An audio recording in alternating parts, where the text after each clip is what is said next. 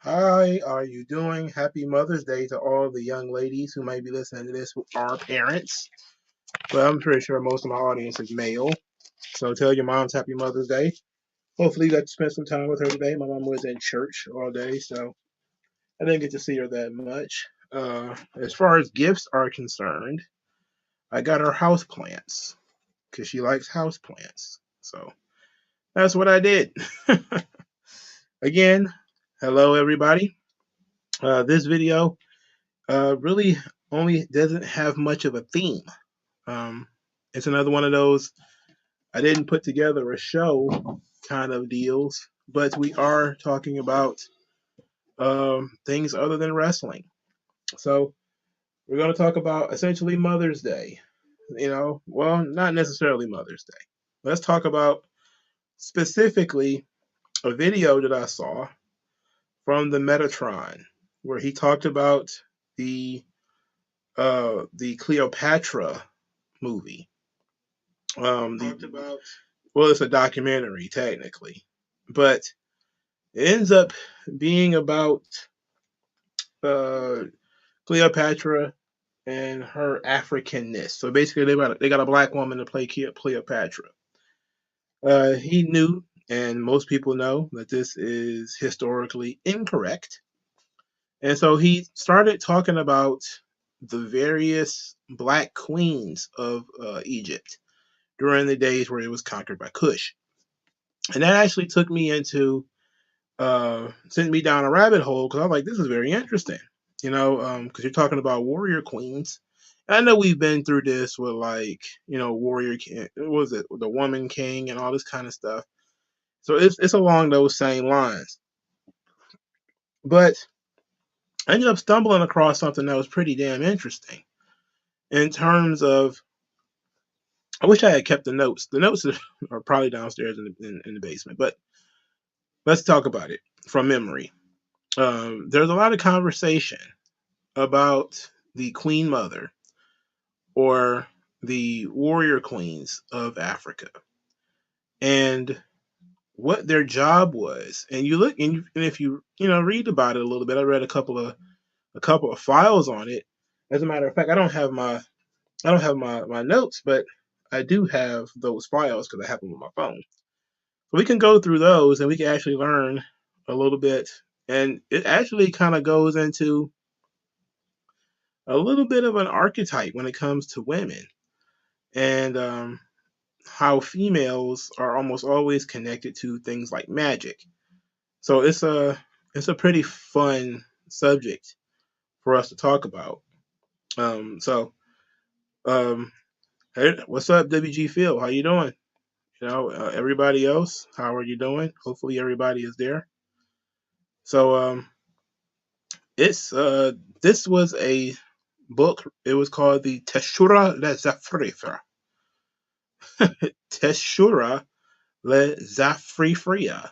So it studies in the Bible the history of Israel and the ancient Near East, presented to Zafrifria ben Barak, edited by Meir I. Gruber, Athaya Brenner, Moshe Garciel, Baruch Elavine, Meshanim Moore. It's from the Ben Gurion University of Negev Press. I'm guessing it's some kind of Israeli press.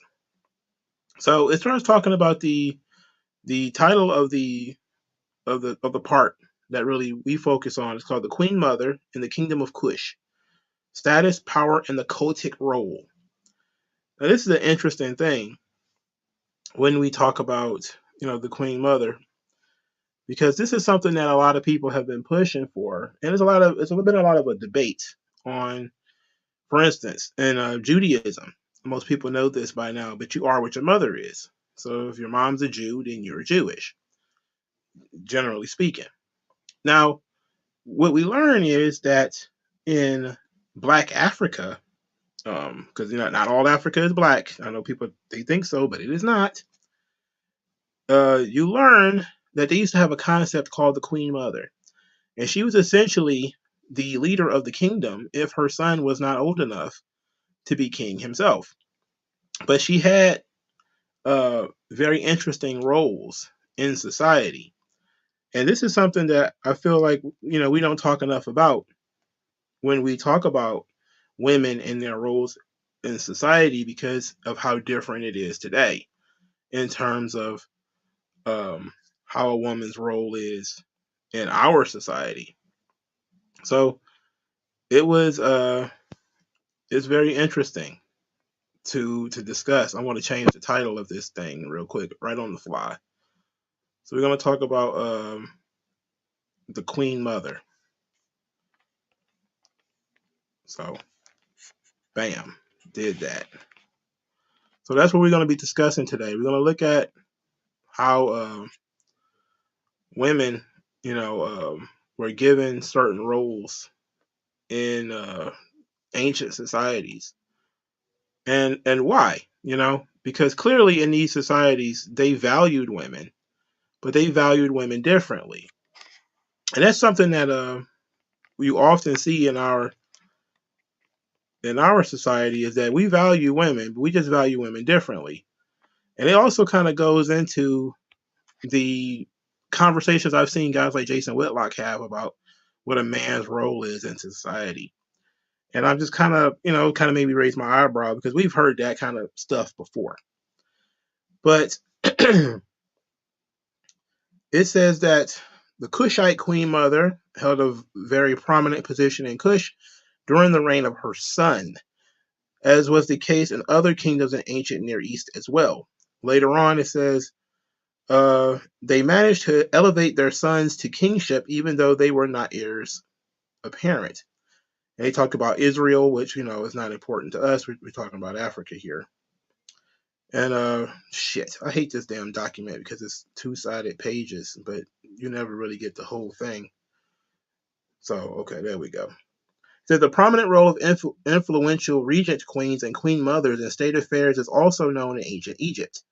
It will suffice to mention but a few from the 18th dynasty: Ahahotep II, Ahmose Nefertari, Hatshepsut, and Tyr. The immense power and influence were in most cases due to special circumstances, the young age of the heir apparent.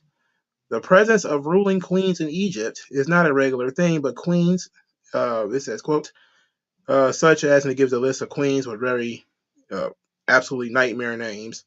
The existence of reigning queens in ancient Egypt does not mean the succession pattern in Egypt was matrilineal. So this is something that a lot of people have, come to think is that um, certain societies decided to pick queens or kings based off who the mother was, even though, historically you've been told that kings and queens are picked by who the father was. But in this one, it's a little bit different because mothers had to be members of the royal family. So why would I have Happy Mother's Day to me? I'm not a mother. That's weird. What's up, AJ3? I was just very weirded out.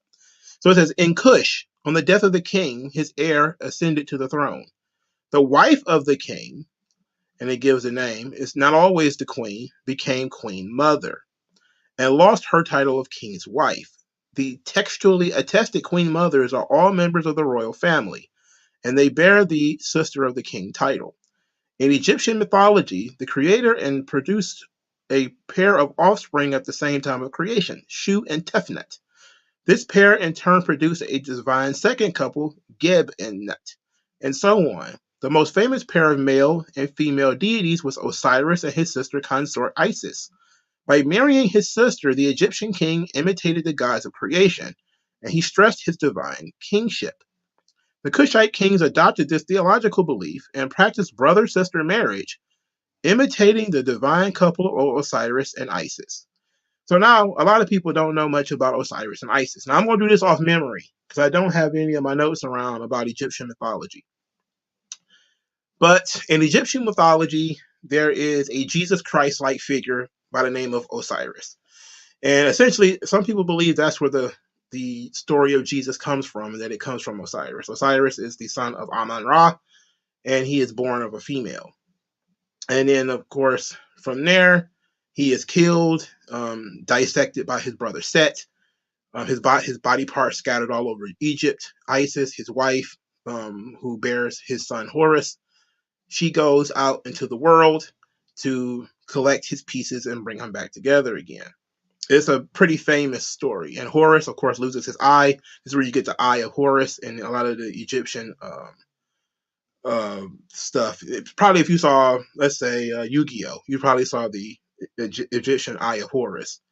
This is the eye that was took out by Set during a battle when Horus attacked Set and ended up losing his eye. So that's generally the idea that we're talking about here. So what they're saying is that in even though Kush was just south of Egypt at this time, when they eventually took over Egypt, they continued following the Egyptian mythology. That is that brothers and sisters were married, intermarriage, which is, of course, as we know, is not good. It ain't good for the mental breakup of the mental makeup of your children. But it was about the mother having some kind of a base in the royal family, and they wanted to make sure that the woman had royal blood when she bared children. It says it's not true that all royal women designated sister of the king had to be sisters of the reigning king. It says it could be sisters of former kings or those closely related to him in the Egyptian texts. So, okay. It says if the newly enthroned heir was too young to rule, the queen mother acted as regent for the young king. Then they give some Queen Nasalsa and her son Asplecta, beginning in the 6th century BCE. On the mortuary cult stela foundation of Prince Kalut, dedicated by King Asplecta, her son, reads, and it's in, I think it's Hebrew, is appearing as the king of the Upper and Lower Egypt on the throne of Horus of the living together with the king's mother Nasala, may she live. In other words, she was elevated to a position that was still not as strong as being the king herself, but she was essentially in control until her son was old enough to take the throne. So in the second part of the thing, it says the queen mother is never the subject of the text as the king is. She never administers the land or conducts any wars. Thus, her status is inferior to the king, also in the literary sphere. But it still gives you some pretty interesting things, that Kushite royal succession was patrilineal, as was the norm in the rest of the Near East. But still, only, and they're going to talk about this a little bit later, only queens could give birth to kings. So that was sort of the general idea, is that it was a patrilineal system, but there was some confusion there because only queens could give birth to kings. And it says, of course, about the women having no administrative function. They were basically clergy. We'll talk about that in a moment. It's clear from the titles of the queen mothers that their status in court during the life of their husband was mostly not that of a great wife. Unfortunately, based on the remaining sources which deal with the succession of the Kushite throne, it is unclear if personal charisma, harem intrigues, or personal influence upon the king or court had any influence on the preference of choosing a particular candidate of his brethren over his brethren. So then we start talking about the cultic role of the queen mother. And this was the part I actually want to talk about and think is very interesting. I just wanted to build up to it. It says that the titles of queen mother in the royal stelae, which concern cultic activity, which means literally that she is a servant of God or the priestess, or she is God's wife, a priestly function. In the visual representation of Kushite ritual scenes on temple reliefs, the queen mother is connected with royal power and legitimacy. When reviewing the appearance of the queen mother in Kushite temples and the stelae, it becomes clear that she is restricted to coronation scenes, where she shakes the sistrum to appease the god, and scenes where she offers sacrifices together with the king and pours libations before the gods, practices the mortuary cult of the dead king, or serves as mediator between the gods and the king. Now, this is it's a very interesting role, because in most, it would require for me to break out another book in order to explain it a little bit more. But it kind of goes into what the king is, right? For those of you who are pretty familiar with the king, as we go to like King Charles III, who just was crowned in England because his mom passed away, right? There are people who believe in the divine right of kings. So, what is the divine right of kings? Where does that come from? What is that? Well, I can't tell you where it comes from because I don't have a grasp of history that strong. But I do know that the divine right of kings is that kings are put on the throne by God. That basically your bloodline is royally blessed. And so, especially, and if you don't believe in the king, you don't really have to in order to understand this. Because if you're, a Christian or if you're a quote unquote patriarch, then you understand the natural order. The natural order is God, king, father, woman, children. You know how that goes. So let's say you don't have a king. So it's just basically the father is the ruler of the household. He's the head of the house. He is also the priest of the house. He is supposed to be in control of the family religion and in teaching and of his wife and his children the ways of the family. And so what they're telling you in this thing is that the women had a role in this that was pretty strong back in these days. Now, if you compare that to today, where the black church is mostly black women, you know, especially single mothers and older women and stuff like that. And they're usually the religious leaders of their household. So it seems that, they are taking up an almost ancient type of role as queen mothers, especially if they have young sons or if they have sons, period, who are not exactly on the ball and they're taking up responsibilities to lead the household or lead the family or something like that, which is rightfully the role of the father, which is rightfully the role of the king. The king is supposed to set the standard for the land. The father sets the standard for the household. God sets the standard for the earth. That's usually the idea. There is an entire conversation in G. Craig Lewis's The Truth About Hip Hop series, where he talks about the covering that a man is supposed to give his wife. That he's supposed to. That's why she covers her hair.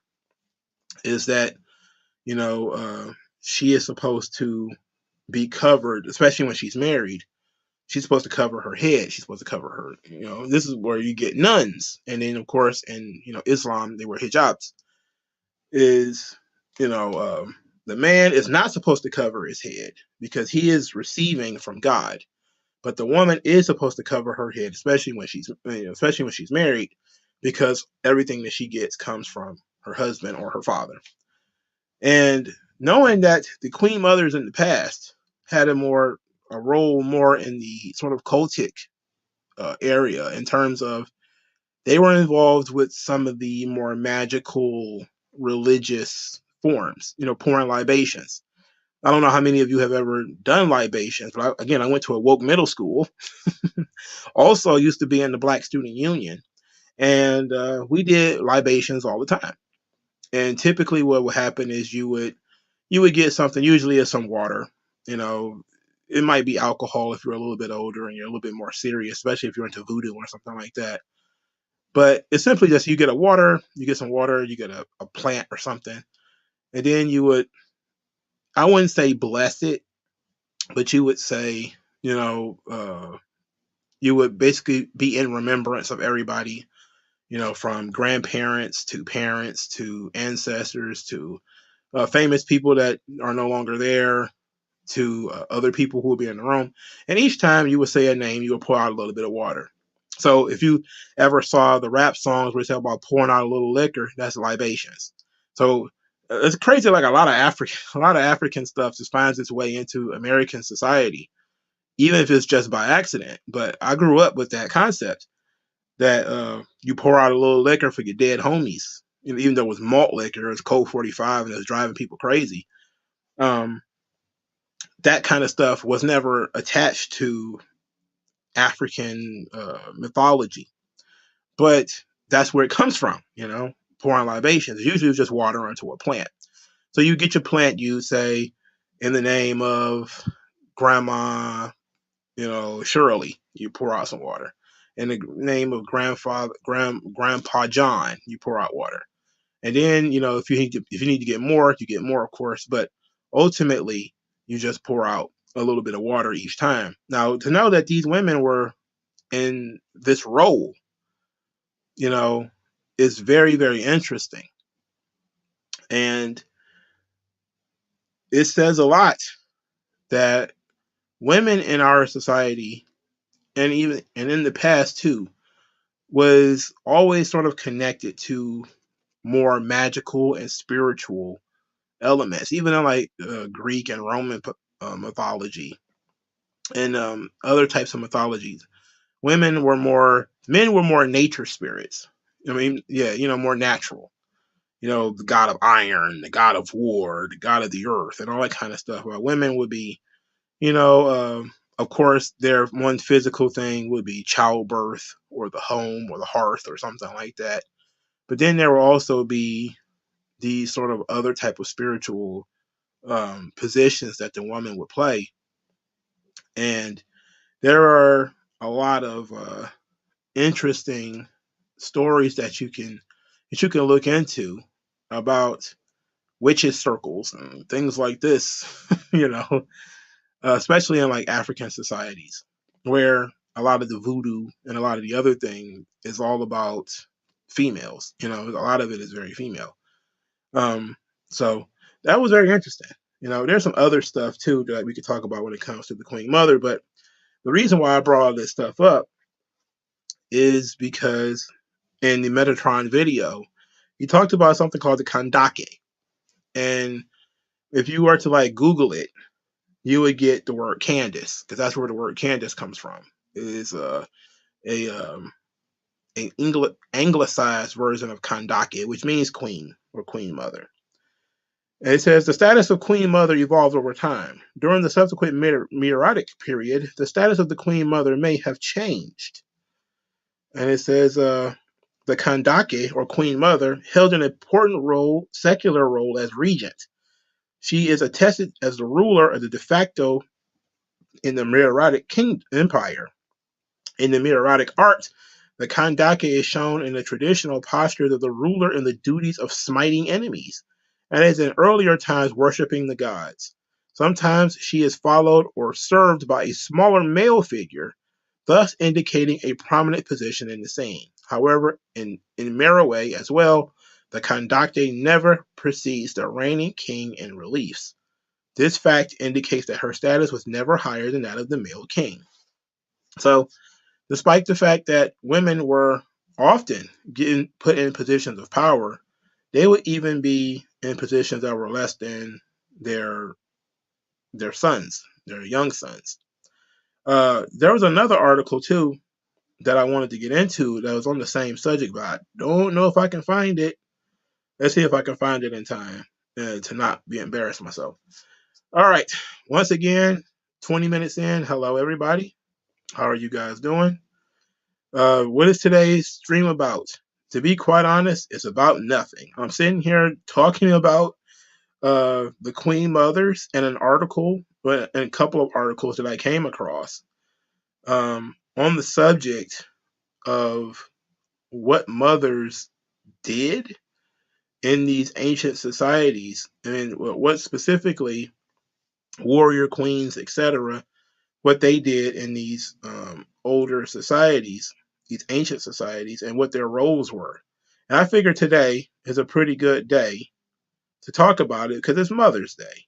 So, how important were mothers in the past, So I'm looking up the articles and I don't see where I put it. Let's look at this. It says Nubian queens in the Nile Valley and Afro-Asiatic cultural history. Is this what I was looking at? Have I ever traveled anywhere outside of the U.S.? Yes. I've been to Canada. I'm right on the Canadian border. So yeah. Okay, so it says Nubian queens in the Nile Valley and Afro-Asiatic cultural history. So this is the article I was looking for, because when I pulled it up, it went right back to where I was. So it says the Kandake, or the Candaces of, which would be Kandake, because it would be a hard C, have inspired more curiosity or legend than systematic cultural history studies since they entered world history through Strabo's account of the one-eyed Candace in 23 BCE in his geography, or one-eyed Kandake. So it's a very interesting subject. It says regnant queens, those ruling in their own right, including women from kingdoms in Arabia and Southwest Asia. They're the northern tier of Africa, the Nile Valley, the Blue as well as the White Niles, constitute a remarkable chapter in world history. For about 1,500 years, from the 10th century BCE to about 5th century CE, an impressive number of ruling queens reigned. So they didn't give a history of them, but they did mention them. Let's see. It says talk about the Queen of Sheba, who was known as the Balquis or the Baki. Let's see. Egypt had a lot of infighting from queen mothers. Yeah. See, I haven't gotten there yet. I was more interested not in Egyptian history, but more in Egyptian mythology. So this is kind of new to me. So when I stumbled across that video, and I was like, okay, I'm not watching no documentary on Cleopatra. I just don't have any interest in that. I don't care. I don't care whether Cleopatra was black.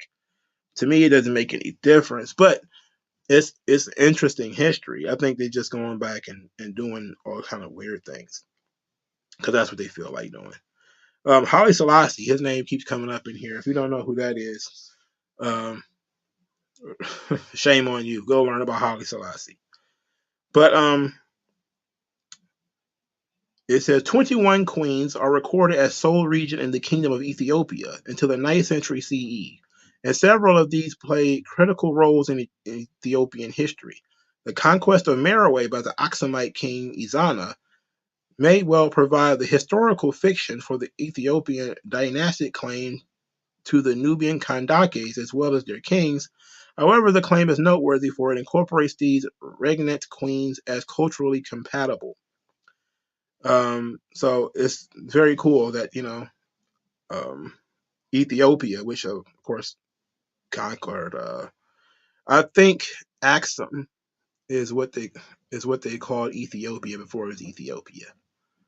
I really get tripped up over the names of these ancient African societies. It's not quite like Rome or Greece or anything like that. It's not quite the same thing. These countries have sometimes been named 2 or 3 times over. So it's very interesting. But they talk about the role of the Kandake, or the warrior queen, or the queen mother, and there's another one in here about. So it says queen mothers and other high-ranking women associated with matrilineal succession. So see brother, sister, co-regency, a feature of the matrilineal succession. 2, feminine origin myths, foundresses of cities and dynasties. And 3, the warrior queens, women at the battlefield, the lady of victory tradition. So this is an interesting thing because the lady of victory, when I read about it, I thought it was funny because it's another nice little parallel to our common society that we're trying to destroy. So we'll get to that in one moment. It says there's a strong correlation between the reckoning of matrilineal descents and the presence of historically attested regnant queens. This is confirmed for the Cushitic and Meroitic civilization and for the Nubian Christian kingdoms in the Sudan until the coming of Islam, and may as well have continued past the penetration of Islam in certain Sudanic kingdoms. In Kush Meroe, all queens and kings had to be born to a queen, usually the ruler's sister. They believed their father was the god Amun. Therefore, each regent was part divine and part human, with the queen providing the human link. Now, this goes back to what I was saying before about Osiris and Isis. That Osiris, of course, is the Jesus figure. He's half human, he's half divine. But Isis is a goddess as well, but she is not considered the same as Osiris in terms of Osiris is truly like the one, where Isis is just kind of like a god, like a small G god. Well, Osiris is a big G god. Now he's not Ra, but he's the son of Ra, so he's basically the Jesus Christ of Egyptian mythology. And for some people, that's where Jesus comes from. It depends on your situation and how you view that subject. But to say that all kings had to come from a queen, I like that line, and it actually makes sense if you consider that they were making people marry their own sisters or marry their uncle's sister, or they were which or they're marrying their somebody like that sister. It's pretty wild and to think about it, but it happens.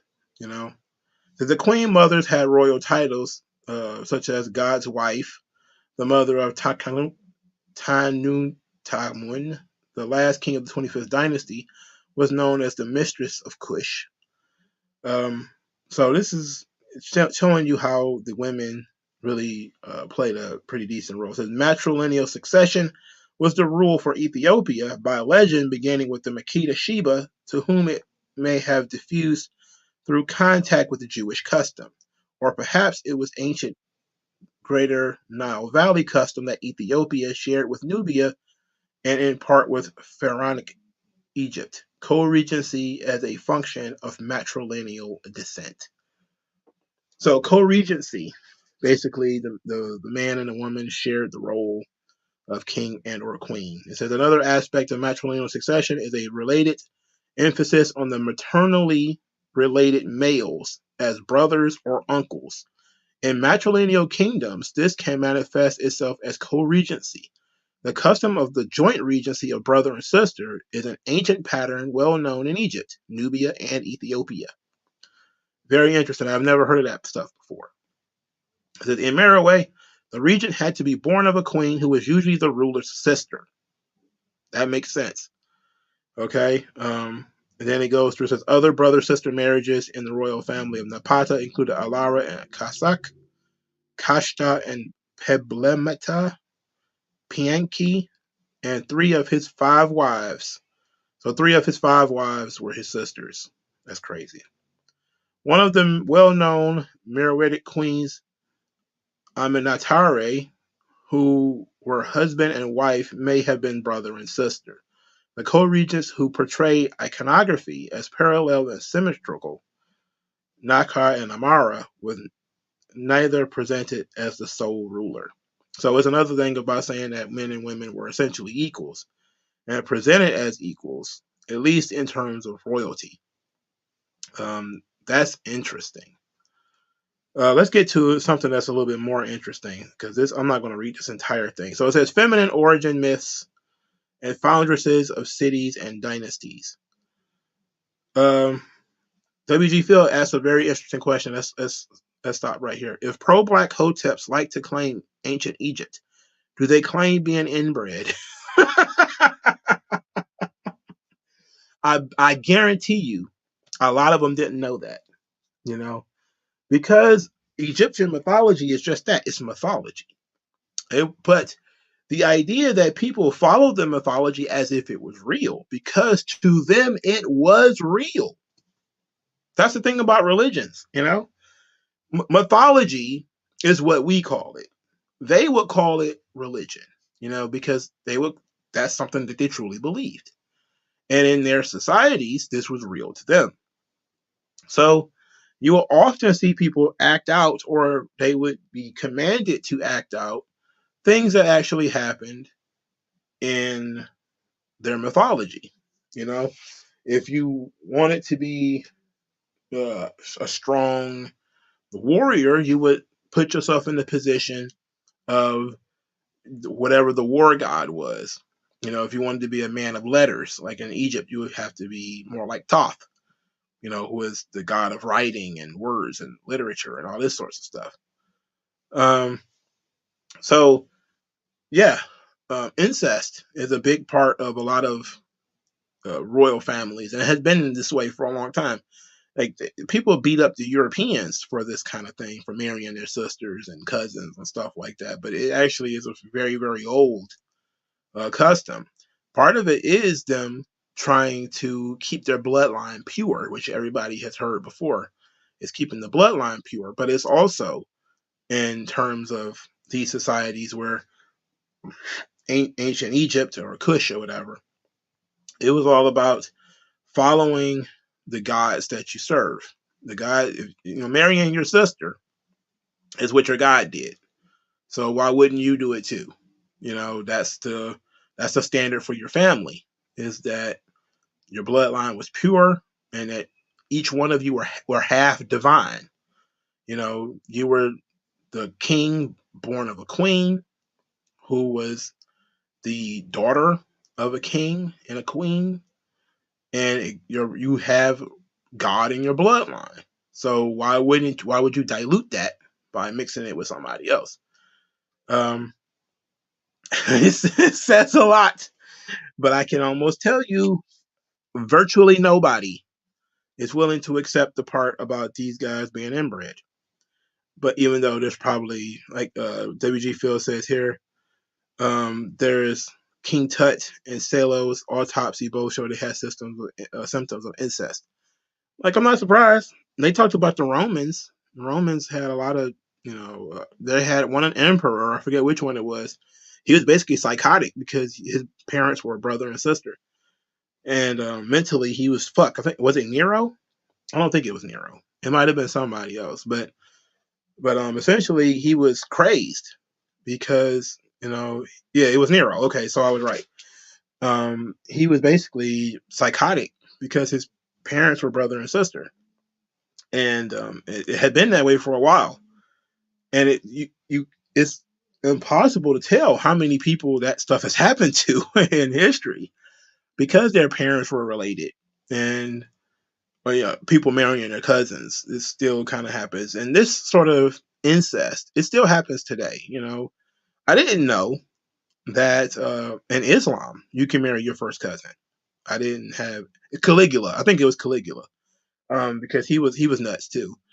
But in Islam, it's legal for you to marry your first cousin, which can still cause great birth defects in your children.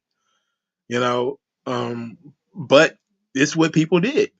It's about, again, keeping your bloodline pure. It's it's nutty, but it is what it is. You would think a lot of people would have learned.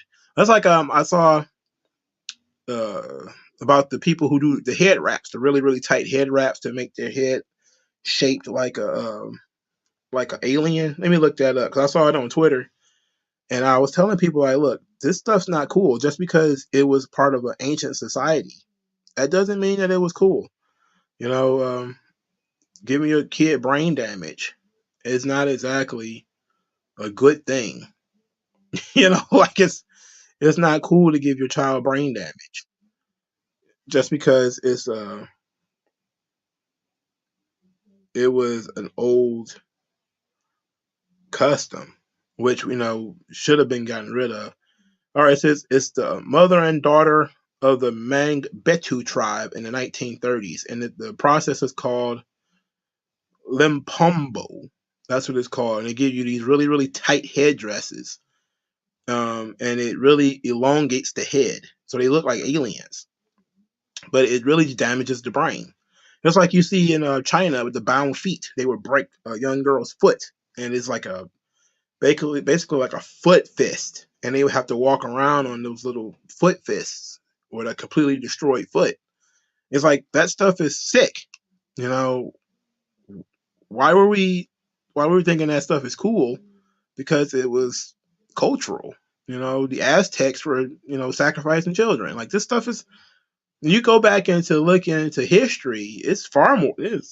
Slavery was, it was bad, but these dudes is another thing. Let's talk about this because I kind of want to pivot a little bit. Homosexuality in the past. There's a book out there. I got it. There was somebody.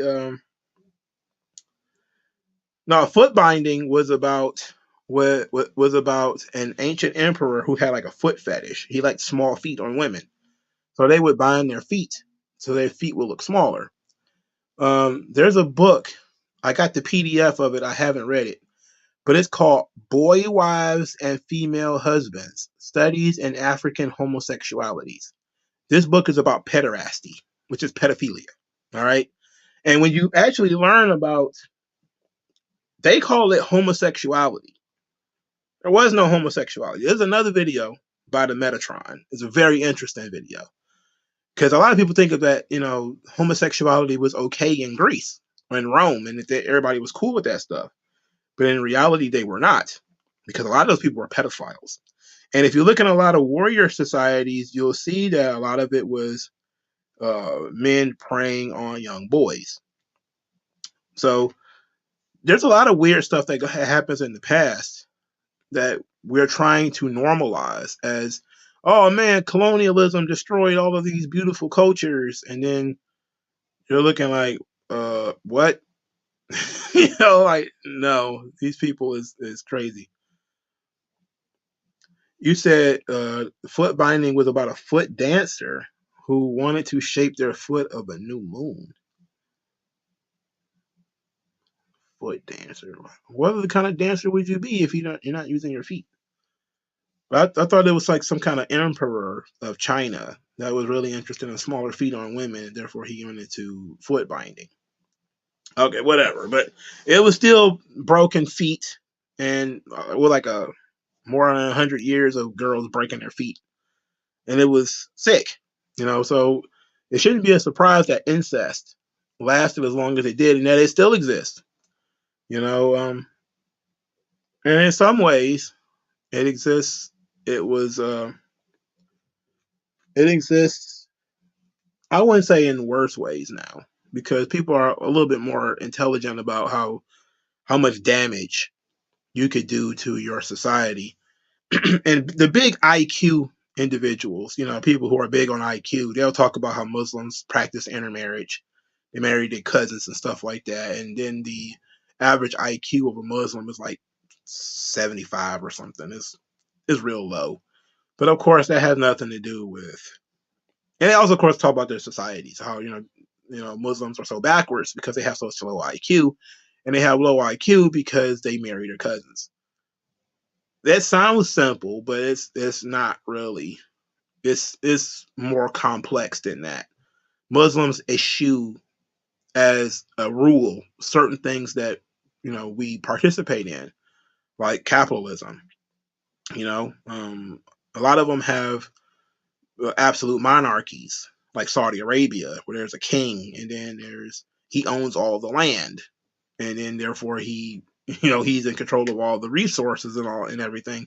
You're going to have a backwards society if the king owns all the resources. So that would explain a lot. Not necessarily that they have low IQ, but they could have substantial amount of corruption. They could have a society where there's just not enough resources to spread around, or the monopolization of the resources, or destruction of environment, or something like that. It can be a lot of different things that cause why a lot of Muslim societies are not very good. It's the same thing with Africans. Like, you'll talk to some of these IQ is destiny kind of people, and they'll go on and on and on about how Africans have really low IQs, and that's why they didn't know what the wheel was and all this kind of stuff. But then you have to realize too, culture dictates a lot of what you know and what you do. Your culture says a lot about you, which is why we're talking about culture again today in terms of mothers and queen mothers. I like to talk about just culture sometimes. If your culture never does not incentivize you to go any further than, putting a water bucket on your head and going back and forth from the lake, you're not ever going to do anything else. Again, things happen. Innovation comes from incentives, and it comes from desperation, and it comes from incentives. If there is no incentive, in fact, if you are punished for thinking outside the box, then you're not going to think outside the box. And therefore, a lot of societies they'll punish people for thinking outside the box, for being against traditions. And then these sorts of things just don't develop. They don't develop on their own because they have societal structures that stand in the way, which is why a lot of societies can never be what the United States is. Something like Haiti, for instance. Like the Haitian society probably will never be like ours. And it has nothing to do with the Haitians having low IQs, which they probably do in terms of what the white man thinks. But if they are consistently in uproar and consistently in chaos, there's no stability. Without no stability, you can't have private property. Without private property, you can't start a business. You can't lend money. That's another thing Muslims don't like. They don't like usury laws, which is the money lending. They don't like that kind of stuff. So therefore, certain things will not develop in their society when you, by religion, delete certain things or add certain things like incest. And then you go through and you say, by our books, by our religious texts, we can't allow X, Y, or Z. Well, that may keep out certain people. Like part of, I hate to go back to this, part of the homosexual movement is uh, it was it was coined by a guy named Richard Florida. He came up with this concept. I believe it was, oh fuck, what was it? Um, I forget. It was like 3 P's or 4 P's or something like that. But one of them was diversity. This is back when I was in college, and he basically talked about San Francisco. Or no, it was, I think it was tech. It was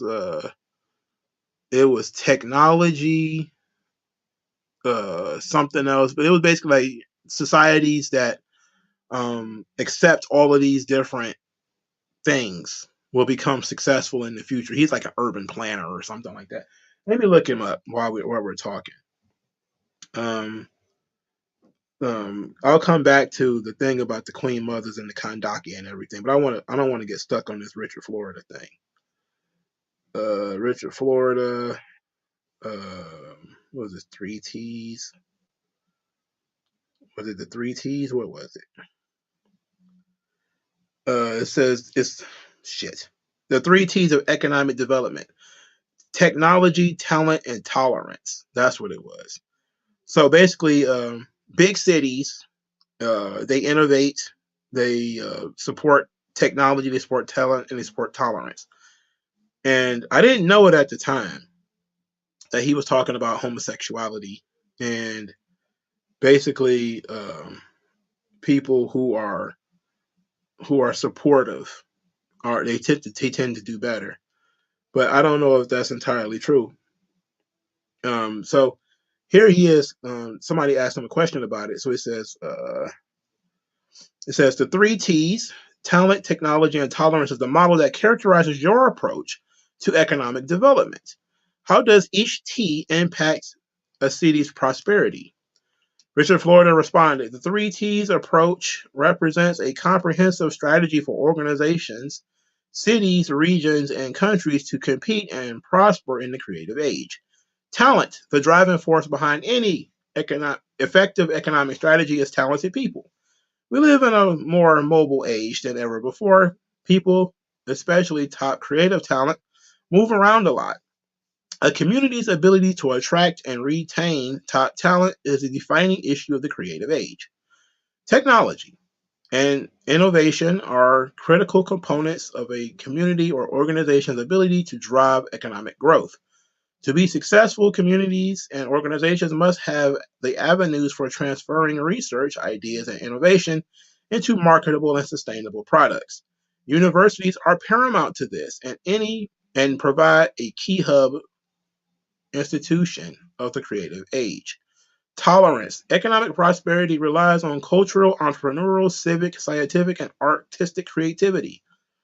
Creative workers with these talent need communities, organizations, and peers that are open to new ideas and different people.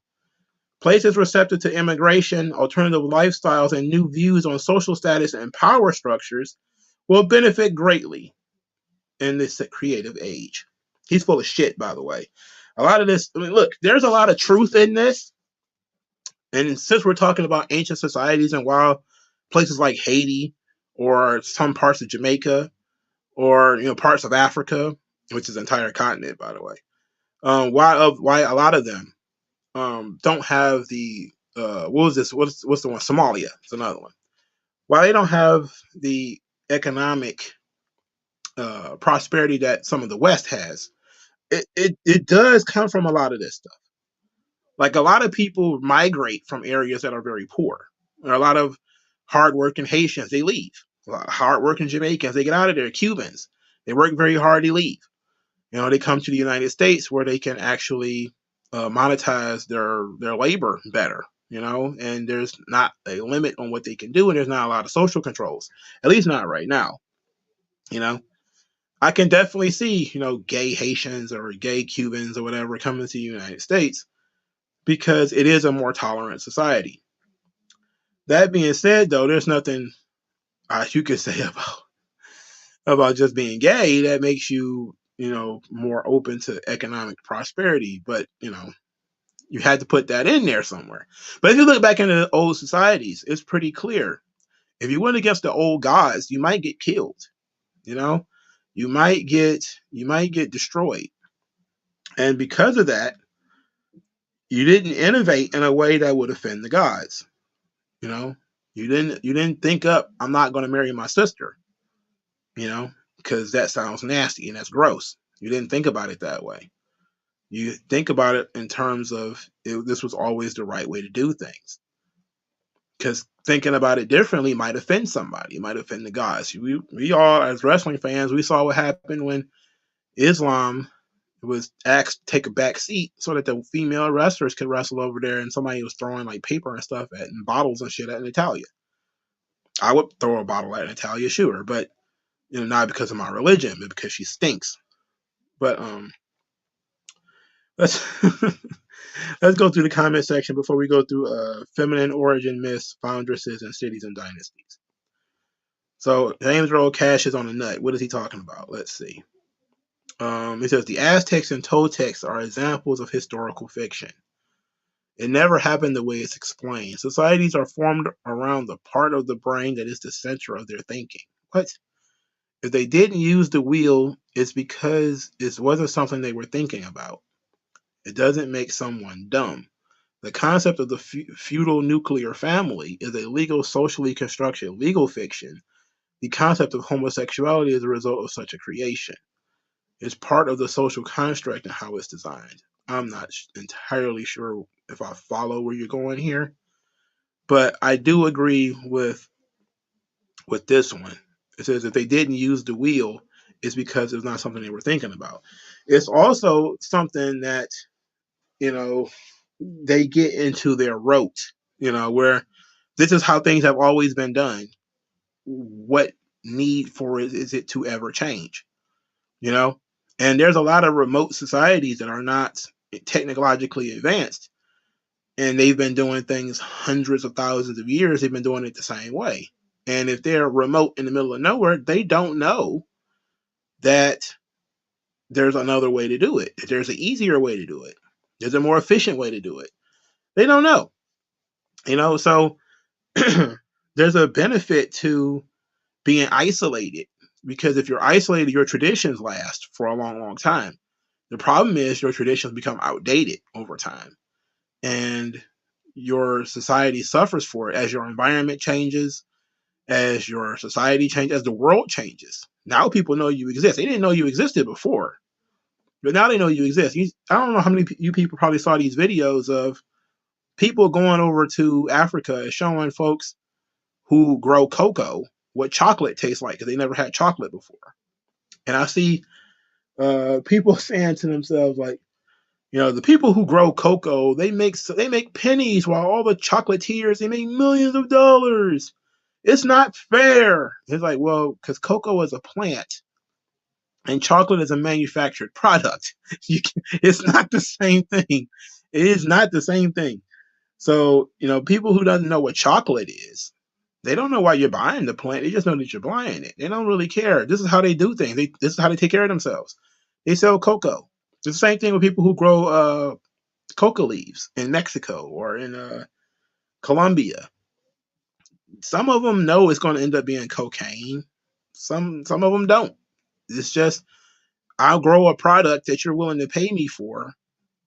Let's just go for it. Let's just go with that. In Afghanistan, they grow poppy seeds. They don't know if it's going to turn into heroin. They have no idea. And guess what? They don't care. They just want the money. So it's all about tradition and what you're used to. And if you're in an agrarian society and you've been growing the same stuff for 400 years, you're pretty good at growing that stuff. But you're not going to really all of a sudden innovate overnight. There has to be a reason for you to innovate, for you to go forward and do certain things differently. It just doesn't come up. But what you often see is that there are people who will say, "Ah, yes, they're low IQ because they didn't create the wheel, they didn't have this, they don't have that," and it's like, well, what was the necessity for it? You know, if they didn't view it as a necessity, they didn't. It's a completely different society. Did they know that it existed and just ignored it? Probably not. Did they just view their way as being the best way to do it? Yes. And they didn't have any contact with any other cultures, therefore, they wouldn't have known that it was another way to do it. So you have to take into account that a lot of technology changes come from these cultures clashing against each other. Like Africans never had rifles until they met Europeans. They were like, these dudes got fire sticks. Like, what is this? They're shooting pellets at each other. This is great. I want one of them things. We're shooting arrows at one another. That's something that came pretty much everywhere. Pretty much everybody learned how to shoot arrows. Natives, the Japanese, the Celts, the Greeks, the Romans, um, First Nations here in Canada and the United States. Just everybody learned the bow and the arrow, but nobody thought that there was a next level to it, that you could go beyond that. Pretty much everybody had sharp weapons, usually sharp stones. There were knives made of like certain stones and things like that. And some people were able to make axes from them. And they did this stuff because human beings are very creative, and we have to find ways to take down buffalo or take down a hippo or take down a deer, and it was necessary for us to do that. And then you have other technological changes that these people just did not have access to. For instance, there were no horses in Africa. So you didn't have a horse drawing carriage because there were no horses. Is that supposed to be their fault? They didn't have horses? No, they didn't have horses. So stuff like that happens. Like they didn't have sheep, so they wouldn't have had wool. So there's certain things there that are just different because they have different animals to work with. A lot of African animals cannot be domesticated, while a lot of European animals could. So a lot of the Europeans, they would have domesticated pigs, domesticated cows, etc. And they would live among these pigs and these cows, and then what would end up happening is they would come in contact with the feces and the disease of these animals. And so where they leave, they get like the Black Death, and that's a disease that spreads throughout Europe, kills tons of millions of human beings, and then they go to Africa or they go to the New World, quote unquote, the United States or Mexico or whatever, or to Haiti or Brazil or something like that, and they kill hundreds of scores of people with their disease because they got diseases from living in close contact with these animals that they breed, and it's not something that these people do, so it's different, but you do get that idea that there's a lot of differences in societies and in cultures and they have very real outcomes, so that's definitely something to consider. Let's see. Leith Elsie says, do you think many Germans didn't know about the concentration camps, or are they saying that to feel less guilty? I think that a lot of Germans, some of them bought the hype. that the cause of their world's problems was the Jews. I mean, is it hard to believe that a guy can stand in front of a nation of millions and say everything that is going on in the world is the fault of the Jew, and for you to say, I don't believe him? It's like, well, somebody's got to have the answer to these questions. People do it right now. People will do it right now. In 2023 in the United States, they'll stand in front of a million people and blame illegal immigrants for the lack of jobs or whatever. They'll blame the capitalists for the lack of jobs or whatever. I mean, what happened in Kenya? You know, I'm sorry, not Kenya, Rwanda. The Hutus and the Tutsis. It was the same damn thing. You know, you blame all of your life's failures on one group of people, and everything you do can be blamed. Everything that you ever failed at can be blamed on this one group of people. You'll believe it. So I do believe that there was a lot of Germans who was like, well, even if they don't hate the Jews, they figure the Jews are an impediment to their economic growth as a nation. Then we're just doing what's necessary. So they may not have been virulent haters of Jews, but they may have seen the concentration camps as a necessity for the betterment of the German people. Let me ask you this question, Lee Delzy, since you're talking about this. What about the concentration camps that FDR put the Italians and the Germans and the Japanese Americans into? Did they think that was the right thing to do? They did. Quite a few of them did. They thought they were traitors. Are you an American citizen? Oh, no, you're from Japan. I'm about to put you in this concentration camp real quick. You didn't do anything wrong, but we don't know where your loyalties lie. So we're going to put you in the concentration camp until we figure it out. And then that's how you ended up with the Japanese getting restitution, because they were throwing them in concentration camps.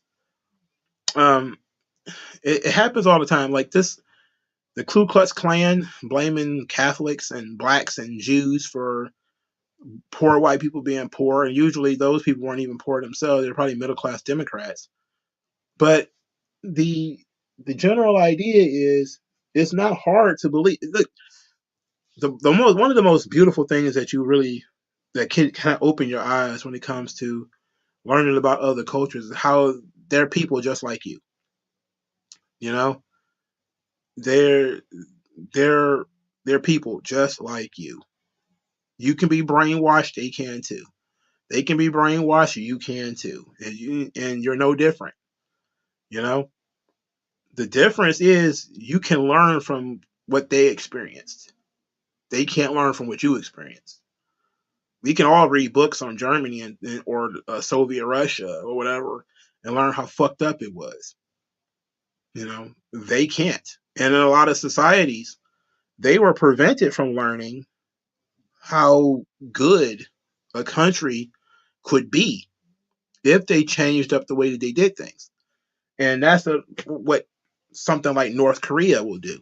You know, it's not necessarily that they need to create propaganda, which is sometimes necessary. Other times they will just plain block it out. You know, you just never have access to it. You're never told, or even worse, something that is a positive in your system will be considered a negative in theirs. Like you see a lot of, you see this a lot on Twitter with like socialists on Twitter. They'll talk about how America produces so much food, we throw food away, right? It's too excessive. We have an overabundance. We have too much stuff.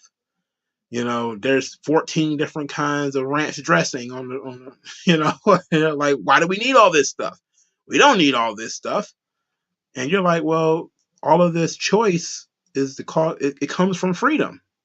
Somebody can make ranch dressing with jalapeno peppers because there's a section of people who want jalapeno peppers. There's people who might want ranch dressing that's, you know, a little bit different, a little bit saltier, a little bit sweeter or whatever. And that explains the 14 different kinds of ranch dressing that people will have, because you have individual tastes. You have different tastes. You have the ability to find something that fits your taste. Meanwhile, they'll say, you only need one kind of ranch dressing, and that's it. Why do we need all these different kinds? You're just wasting time. You're just wasting everything. They did this during COVID, right? They were talking about why don't we have more? What was those machines? Breathalyzers. Why don't we have more breathalyzers? Why are we wasting time making X, Y, and Z? We should be making breathalyzers. It's like, well, nobody knew we was going to need breathalyzers because nobody expected a worldwide pandemic. Central planning doesn't work because nobody would have been prepared for it. It would have turned out a lot worse, if we're being honest. So then you had a bunch of breathalyzers in like states like New York that went unused. They just went and sat in the warehouse because nobody was using them.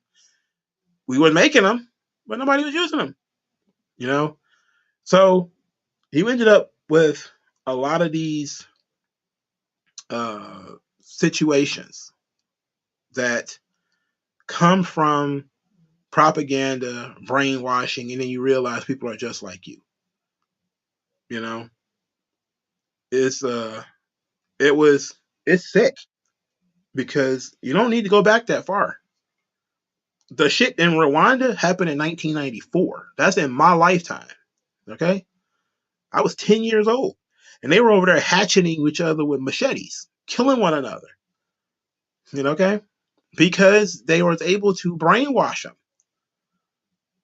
It's I always get it mixed up whether the Hutsus was killing the Tutsis or the Tutsis killing the Hutus or whatever, however it went. But they was hunting them in the forest, chopping them up, killing them, chasing them around. It's like it was sick.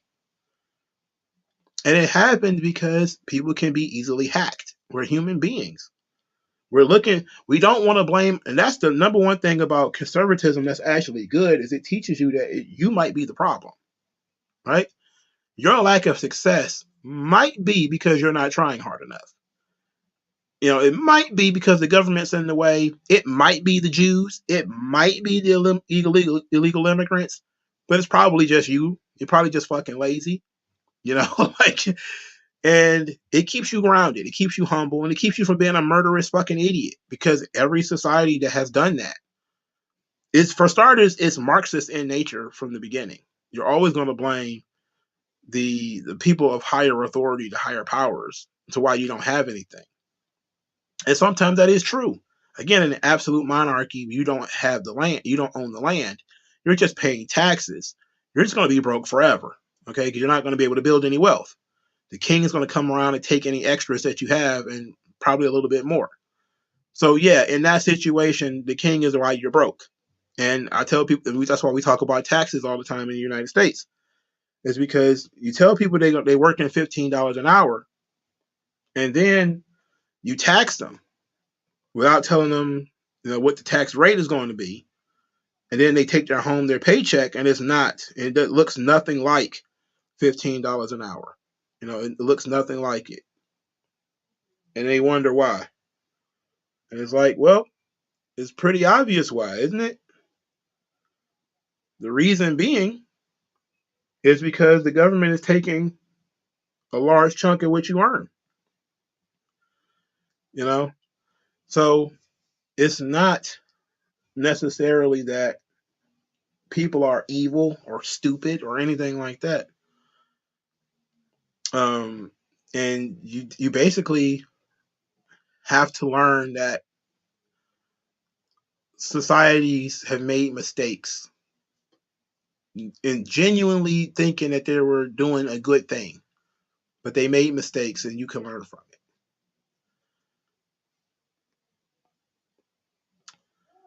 it.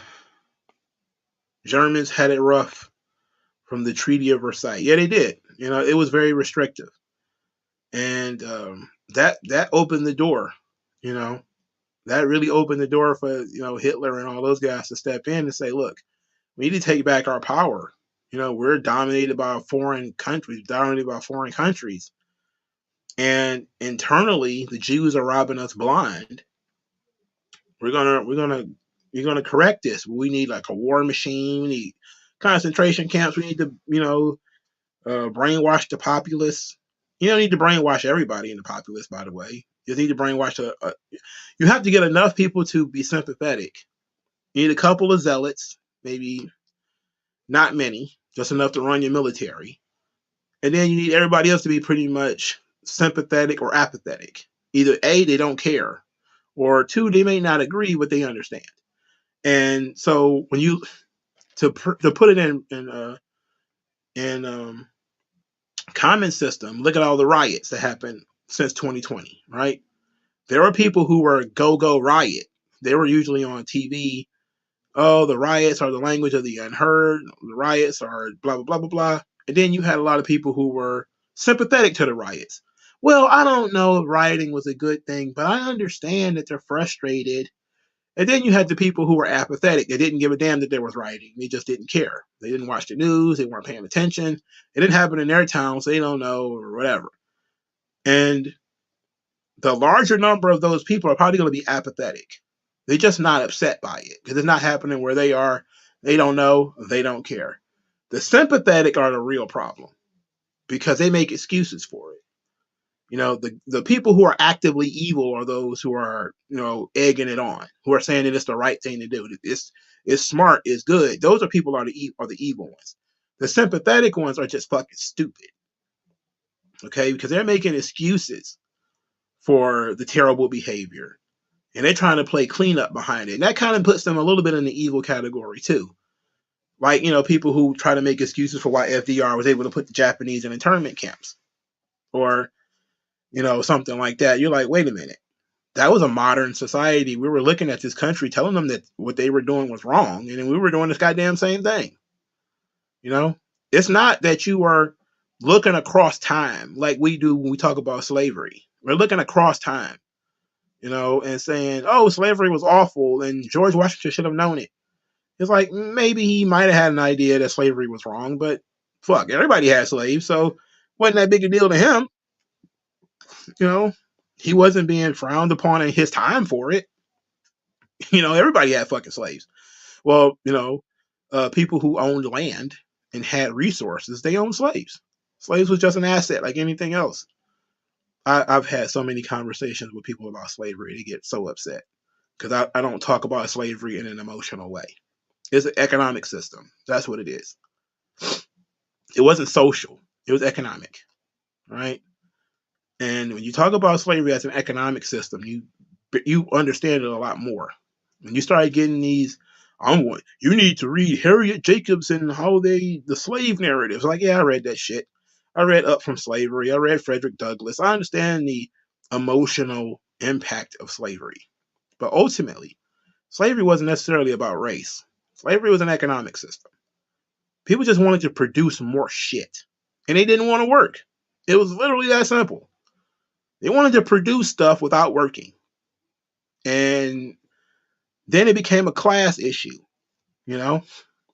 How many of those sitting on his porch drinking lemonade slave masters were there? There were very few. Very few. Most people who owned a slave couldn't afford to beat a slave or kill him or whatever, because then they wouldn't have no help. Slaves were also expensive to keep. Hell, a horse was expensive to keep.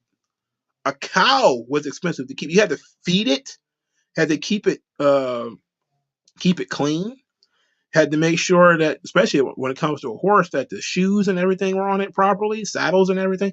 A human taking care of another human being, making sure that that slave ate, that that slave did not get sick, that that slave did not get injured. Because if the slave can't work, then you're behind on harvesting the grains or whatever the fuck it is you were trying to do. So the idea that people just walking around hanging slaves, no. A lot of the killing of black people happened after slavery because they really had no use for you. There was no incentive to keep you around. So that's when you started getting like the Ku Klux Klan and what's that shit? Convict leasing, and they started like that was the real mass incarceration was like during Reconstruction. They was arresting people for just standing around being drunk. You know, they was just arresting you. Then they'd send you to go tile a roof. You probably saw Shawshank Redemption. You're about to go send you to tile a roof in the hot sun until you pass out and die. And then they just throw your body in a ditch somewhere and they'll go arrest somebody else. Cost them nothing. A slave master cost him something, you know? And then you learn about slavery and you talk about, hey, slaves would, you know, break their tools. They'd break a shovel or break a hammer. They lose it, throw it in the river or something like that. And, you know, little acts of rebellion. Not everybody was going to walk around and cleave their slave master's head open with a brick or something like that. Most of them would just, snap their shovel and say, "Oh, massa, shovel broke," you know, and you may even just slow up work for the day, you know. Master got to spend time getting another shovel or putting that one back together, one or the other. But that's time you're not working, or maybe you are still working, but you can work a little bit slower, you know. And slavery is, by definition, having tons of responsibility with no benefits, you know. And you see that in society today. That's what people want. They want you to have all these responsibilities. They don't want to give you no benefits. And by benefit, I mean, um, I forget what the gentleman's name was. I just looked him up too, but it was a guy. He was like one of the last surviving slaves. They got him on video, talking about slavery, and he was wearing the only pair of shoes he had ever owned. And he was talking about these shoes. He said he never had a pair of shoes before because his master never decided that he needed shoes. What do you need shoes for? That's what happens when somebody is making decisions for you. That's what I try to tell people who are talking about that socialism shit. You want somebody just deciding how many pairs of shoes you need to have, what kind of clothes you need to wear, what kind of operations you need to have. Like, it goes back to the argument about why is there so many different kinds of ranch dressing. It's like, because I'm an individual and I may want something different. That's the same reason why we have the Nike store, because people are different. They want different shit, and Nike has to make different stuff for different people in different sizes and different colors. Because, like, some people they're not just black and white guys like me. I get shoes in either black or white. Most of the time they're black because black goes with everything, right? Some people might want to wear red and green shoes and go with their red and green outfit. And Nike better have it or they'll lose it out to somebody else. But slavery was an economic system. It wasn't socially it grew to be something different, but it was an economic system. And it should be approached and discussed like an economic system.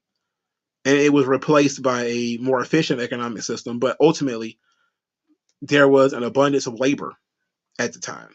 So then you started having a lot of, talked about this before, you started having things pop up to prevent the excess labor from actually affecting the market. So you would have the black codes, arrest black people for vagrancy, for trespassing, because the guy's trying to find a job. He goes knock on the door, hey, can I get a job? You arrest him and whatever.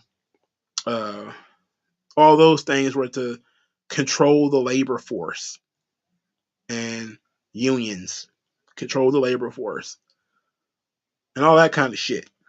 Because the more people in the workplace, the worse it is for the laborer because his wages go down. Like, there's a really great example in a book. I'm trying to remember what this book called. Maybe it's The Political Economy of Slavery, about how you would have slaves who were shipbuilders. That when they were slaves, they were able to find work, and their master may even let them keep some of the money. So you make 10 cents, you give your master 6 of it, you keep 4 for yourself. Over time, you're able to buy your own freedom. And then if you keep working, you maybe buy the freedom of your wife and your children. And you would, move away, go somewhere else. That's how a lot of people became free. A lot of people bought their own freedom. They don't tell you about that. They don't talk about that. I don't talk about that at all. They think that fucking Superman Abraham Lincoln came through and, all the slaves just vanished. Like, no, that's not even fucking true. Okay? People bought their own slavery. They bought their own freedom. They ran away. Hell, some people who were slaves freed themselves and then, freed their family and then brought their own fucking slaves. Especially when they moved down to like Louisiana and stuff like that. Like, these things are far more complex than you would get out of the media or whatever. But, that's the nature of the beast. Lee Elsie says, were the Moors the only African group to successfully occupy parts of Europe? The Moors occupied, what is it, Iberia?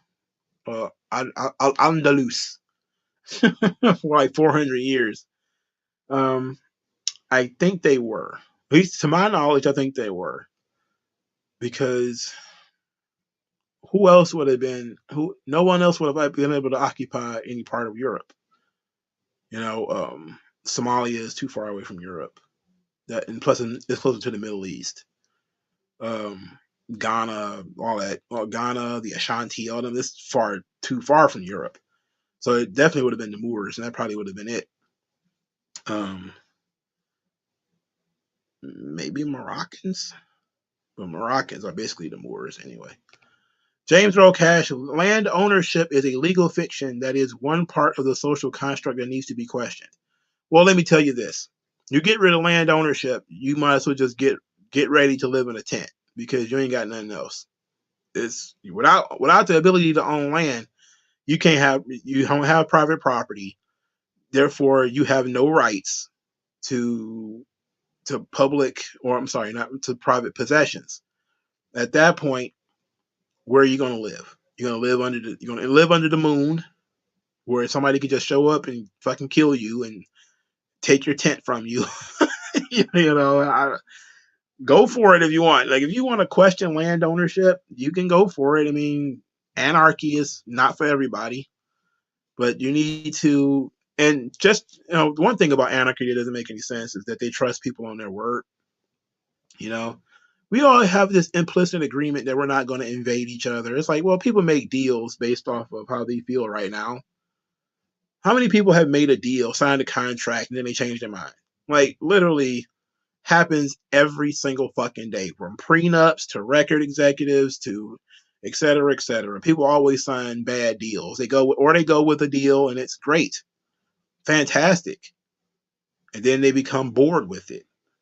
Like these people who claim that I don't make enough money at my job. It's like, well, when you started the job, you had no money. And now 6 months later, you built up a nice little nest egg. You've probably moved out on your own, and now you've picked up some more debt. You got more bills. Now you need more money. It's not nothing to do with the nature of your agreement. You changed your situation, but the agreement didn't change. So now you're claiming you didn't make enough money. So you have those kinds of situations. So the thing about anarchy is, everybody's going to handshake on this agreement. I don't know. It's like human beings like to back out of these agreements a little too much for me. Look at the prenups. People agree, oh, you leave what you came with, I'll leave with what I came with. But oh shit, I became a billionaire while we was married. Prenup goes in the toilet. I won't have. But you agreed. That was then. This is now. That was then. This is now. So if you want to question land ownership, you can go for it. I just don't think that it makes sense to. I think we can probably question corporate land ownership. And I think that might be something we can look into. How Bank of America can own a whole entire neighborhood, not pay any taxes, also not fix the fucking neighborhood, and just let it be in disrepair for years and years and years and years. Maybe we look at that. That's something we can look at because corporations, while I accept that they're legal fictions with some rights, in terms of personhood, I wouldn't say that they're people, but they have personhood rights. They have to. Otherwise, you could steal from them. Otherwise, you could, you can't kill them, but you could steal from them, and nothing would happen. But they have to have rights, especially if they're paying taxes. They have to have rights. So you have to question these big organizations like Bill Gates buying like massive amounts of farmland. We could be able to ask questions about that. There's nothing anti-capitalist about saying why is this guy buying so much farmland in the same area? It's almost monopolistic.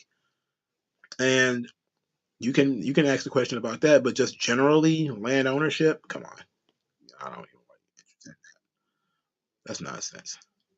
WG Field, now people are dealing with the dangerous apathy with the constant rapes and murder happening. Can't believe people defending that Jordan Neely guy.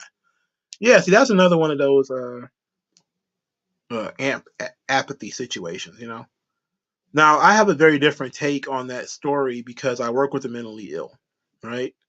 So I don't necessarily think that I think a little bit differently on it, a little bit more nuanced. But what the left tells you to do, like I listen to like a lot of people say, "Well, I was assaulted on these trains. It's not that big of a deal." It's like no, they're trying to teach you to be apathetic about this kind of stuff. They're sympathetic to it. Oh, he was in trouble. He was having an episode. Like, no, that's dangerous, bro. They're trying to force feed you apathy that you're not supposed to care that somebody's running around here screaming about hurting other people. You're supposed to just roll with it. It's like, that's not normal. That's not how normal people think either. And so what Daniel Penny did, or Perry, I think his name is Perry, what he did wasn't necessarily the smartest thing to do, but he thought he was doing the right thing given the situation that everybody was in. They're on a speeding tube with this guy who is making threats and who had they didn't know that he had been violent before, but there's always a capacity for violence in these people. There's always that capacity for violence. So what are you to do? Just sit there and just be screamed at, yelled at, threatened? You know? Not everybody's a fucking social worker, man. I'm sorry. Not everybody's gonna have that patience of Job. No way. I don't expect people to have the same response that I would have had as somebody who works with the mentally ill every day. I have a different approach to that kind of thing. You know, it probably would have had to handle it a little bit different. But ultimately, you're right. They try to force apathy on you. That you're not supposed to care that people are stealing from the store. You're supposed to just let it happen. Remember that guy? I think it's somebody who recently got arrested. It was a security guard in San Francisco because some trans individual was stealing from the store and he tried to stop him. And this person made a threat, so he shot him. And all of a sudden he's going to jail. You're supposed to just stand around and let crime happen. You're supposed to just stand around and let people be victimized. And then we see these horrible things and we say to ourselves, why are these people just standing around recording it? And then you realize, well, if they actually step in and do anything, they might get prosecuted. You know? And it's forced apathy. They're forcing you to look into these situations where people are being beaten in the streets, stores are being robbed and set on fire, and you're not supposed to do anything. Kyle Rittenhouse, how dare he be out there trying to protect the private property? How dare he? He ain't bothering anybody. He's just saying, don't bother me. Don't bother us over here. Then he gets attacked and he defends himself and he's public enemy number one. That doesn't make sense. It's forced apathy. We want to induce chaos. How dare you stop us? And then all the sympathetic people will come out of nowhere and say, oh my goodness, these guys are so evil. He shot an unarmed man who was trying to kick him in the head. He shot a man who had a gun, who wished who said he wished he would have shot him. And these situations keep popping up pretty much every week now, aren't they? Where you're supposed to sit by and let people steal, let people rob, let people rape, let people commit murders and set fires, or just beat up multiple people in the street. How many times are you going to see black girls jumping somebody in the street? Whether it's jumping a white girl or another black girl. Just beating them in the street. And you're not allowed to do anything. You're not allowed to say anything. How dare you try to stop these people? How dare you try to impose any kind of order? It goes to that's what I mean. Like, Kristallnacht, right? The Germans went through and destroyed all the Jewish businesses, threw bricks through the windows, set them on fire. All the non-Jews were probably sitting there like, what the fuck are they doing? But they ain't doing it to us, so it is what it is. And so when you see they're stealing from CVS and they're burning them down and all this kind of stuff, and then somebody goes on TV and says, Why would you burn down your own neighborhood? But it's not ours. We don't own anything. It's like, well, and you're not going to own anything. Because guess what? You just destroyed your neighborhood. The cost of doing business in the neighborhood just skyrocketed. It's an economic problem. Rioting is an economic problem. All right? Because your insurance costs are going to go up. Crime in your area dictates your insurance costs. And so when you have a lot of crime, especially devastating riots, guess what happens? People stop investing in those neighborhoods. And then you don't have grocery stores, you don't have drugstores. And then you see these same people go on TV crying about food deserts. It's like the stuff that you advocate for has outcomes. It has outcomes. There is no two ways about it. There is no free riots. There's no free lunch. You do terrible shit to these neighborhoods, to these people, there will be backlash. Even if it's just that they take their money and leave. So that Jordan Neely thing is a very difficult situation because the lax nature of New York law allowed him to continue doing the stuff that he was doing. And I guarantee you the state of New York knew he needed to be on medication.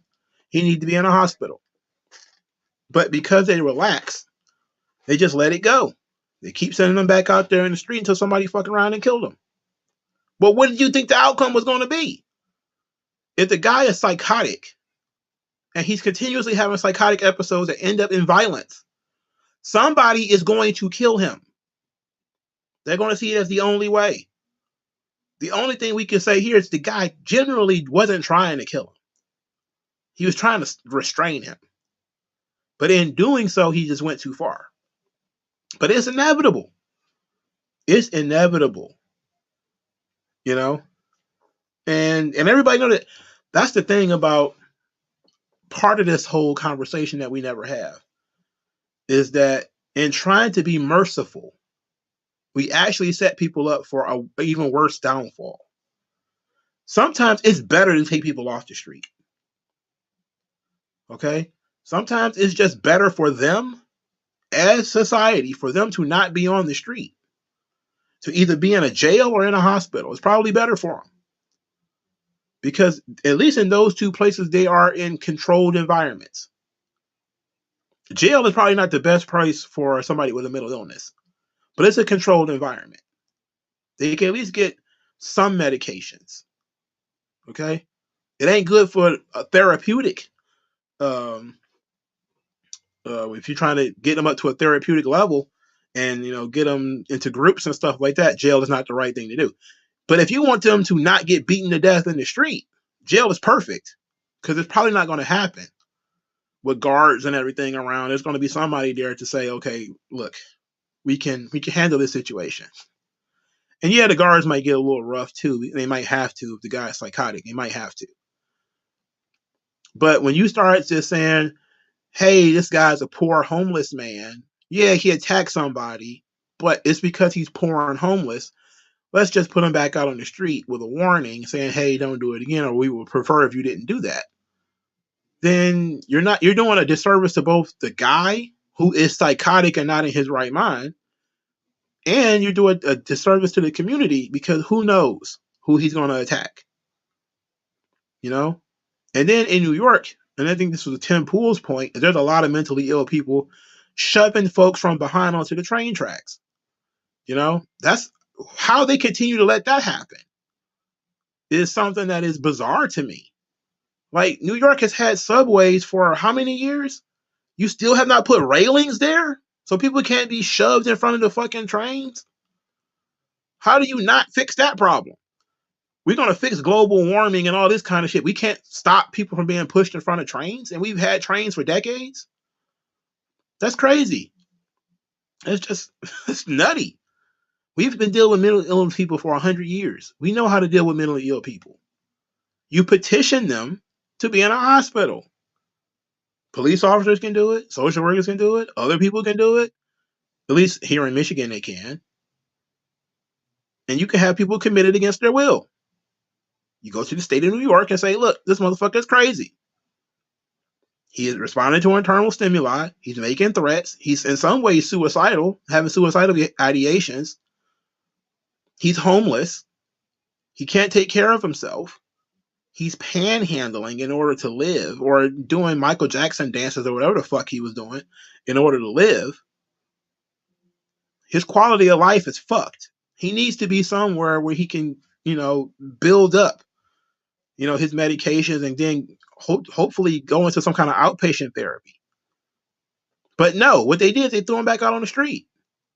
So guess what? The street is going to handle things differently than a hospital will. If you don't put him in the hospital, the street's going to handle it. And this is how the streets handle shit. You're going to run into the wrong person. He's going to beat you to fucking death, shoot you, or strangle you to death. But they're going to neutralize the threat. And they are not going to care that you're poor, black, and homeless. They don't give a fuck. At that potential point in time, you are a threat. And the rest of that stuff don't matter. So ultimately, the state of New York is the reason why Jordan Neely is dead. Because they had him in custody multiple times and didn't do nothing. So blaming that guy who was the one who finally said, fuck this, I've had enough. Somebody's got to do something. The state put him in that position. This isn't an acute episode. An acute episode is something that just happens. Maybe you hit 21 and schizophrenia is starting to kick in and you're not sure what's going on. This dude had been in and out of jail multiple times for violence and likely had symptoms of psychotic behavior long before this. They picked him up multiple times, which means he was in their custody multiple times, which means he's probably in their system, that people, likely professionals, have seen him multiple times and thought, we just want to put him back out on the street. Maybe give him a shot of Haldol or something like that and then put him back out on the street. No, he's going to get killed. And this is what very smart doctors and nurses and all these kinds of people, this is what they know when they work with the mentally ill. It's not enough to just give people one pill or whatever, get them back on their meds, and then that's it. They don't got nowhere to go. Or if they're highly resistant to treatment, they're just going to it's just going to be right back. People have been in and out of these hospitals. I work in a hospital, man. I'll tell you, sometimes he would discharge a patient, he'd right back 4 days later. And it's not because he didn't have his meds. You send him home with a month of the medication. He just don't fucking take it when he leaves. And then 3 days after being in the hospital for a month, 3 days later, he just decides to pour it all in the toilet, and that's it. He decides he's going to skip his outpatient treatment. He's not going to go anymore. So he's back in the hospital. And it's a revolving door. And the revolving door is negative. Because the more you keep people outside with these problems that everybody knows that they have, the more likely they are to get hurt. All right? So that's my take on the Jordan Neely thing. Is I don't think it's Daniel Perry's fault. It's the state of New York. But I'm pretty sure there's laws against suing the state of New York for negligence in how they handle mentally ill people. If you keep putting mentally ill people back on the street, knowing that they have a problem, that apathy, that pathological sympathy puts other people in danger. And some people are not ones for danger. That being said, there's a lot of right-wingers who are like in love with that guy. He looks like a Roman statue. Like, come on, stop being gay. W.G. Phil, Georgia and Carolina would have stayed with the British if the 13 colonies tried to end slavery. The British had already stopped slavery, though. The British were they the first in the Western Hemisphere to end slavery? I think they were. James Earl Cash said the Democratic Party introduced the KKK to the U.S. in 1824, and when that party first came into existence. I'm not sure if you're 1828. I'm not sure if your dates are correct, um, but you are correct in terms of the Democratic Party introduced the Ku Klux Klan. And despite people's thoughts about the Ku Klux Klan, they were not poor, ignorant whites. A lot of them were middle class whites. A lot of them were shopkeepers, police officers, good men in their community. The poor class whites were no different than the poor class blacks, man. They didn't have any authority. You know, you'll see oftentimes those guys will work together. That's why you see to have unions come in and separate them. You know, when there was quote unquote white slavery in the United States, there were slave revolts, blacks and whites. You know, and then the white man created this system, the overseer, where the only good thing about you is that you are white, and that makes you the boss of all the blacks. And so that created that system. I'm pretty sure that's just my. Is that a historical view or is that my personal view? I believe I read that in a book, but I'm not sure which one. W.G. Field says slavery through racism or seeing whites as superior was very late into slavery's history. Correct me if I'm wrong. Um, the truth of slavery, the truth of superiority, white supremacy, or whatever. The truth of white supremacy is no different than any other kind of supremacy. All you need to do is when you see people and they write about Africans, let's say, and they say Africans were barbarians and they were uncivilized, yada, yada, yada. Okay. And they'll say, well, you can tell this is what they thought about black people. All right. Talk about how Europeans saw each other, how the Romans looked at the Celts, the British, the English, let's say. They called them barbarians, said they were filthy. They were low class people. They were a lower civilization. This was white people talking about white people, you know? And they talked about white people the same way they talked about black people. It wasn't a racial thing. It was my society and civilization is better than yours. Again, this is what it comes down to when it comes to you can brainwash people. It doesn't take that much. The Japanese thought the Chinese were subhumans. That's why they did the rape of Nanking. They went over there and raped everybody and killed a bunch of people. You're a lower class society. They're all fucking Asians, and most people can't tell them apart. But it doesn't matter. Human beings are no different. Romans thought unless you were actually Roman, you were a low class. Why would the British think any different? Why would the French or the Spanish think any different? It's not the fact that you were black. It's the fact that you weren't fucking Spanish. Now, the entire part about the race part of it did come in later. Because race became important as a signifier. This is what they call a floating signifier. Because you probably already heard that the Irish were not considered white. Italians were not considered white. Catholics, they were not considered white for a while. And typically because in societies, whomever is in some kind of position of authority or power or whatever wants to separate themselves from what they consider the rabble, you know. And it's only in recent years, and sometimes in like Roman history, you'll see stuff like this, where guys will be men of the people. You know, most people want to be above the people. You know, the unruly masses or of idiots who like, you know, the games or folks with a fight and kill each other. That's why you see, like we've talked about this before. People try to stay away from low class cultural things. You know, like going to the play. Like I'm reading Othello, right? I've been reading that. I got it in book version. And you see that a lot of middle class people they buy into this stuff. They go to the play. They go to theater. They dress up and they go to the opera. But then you see boxing, MMA, wrestling. These things are seen as low class.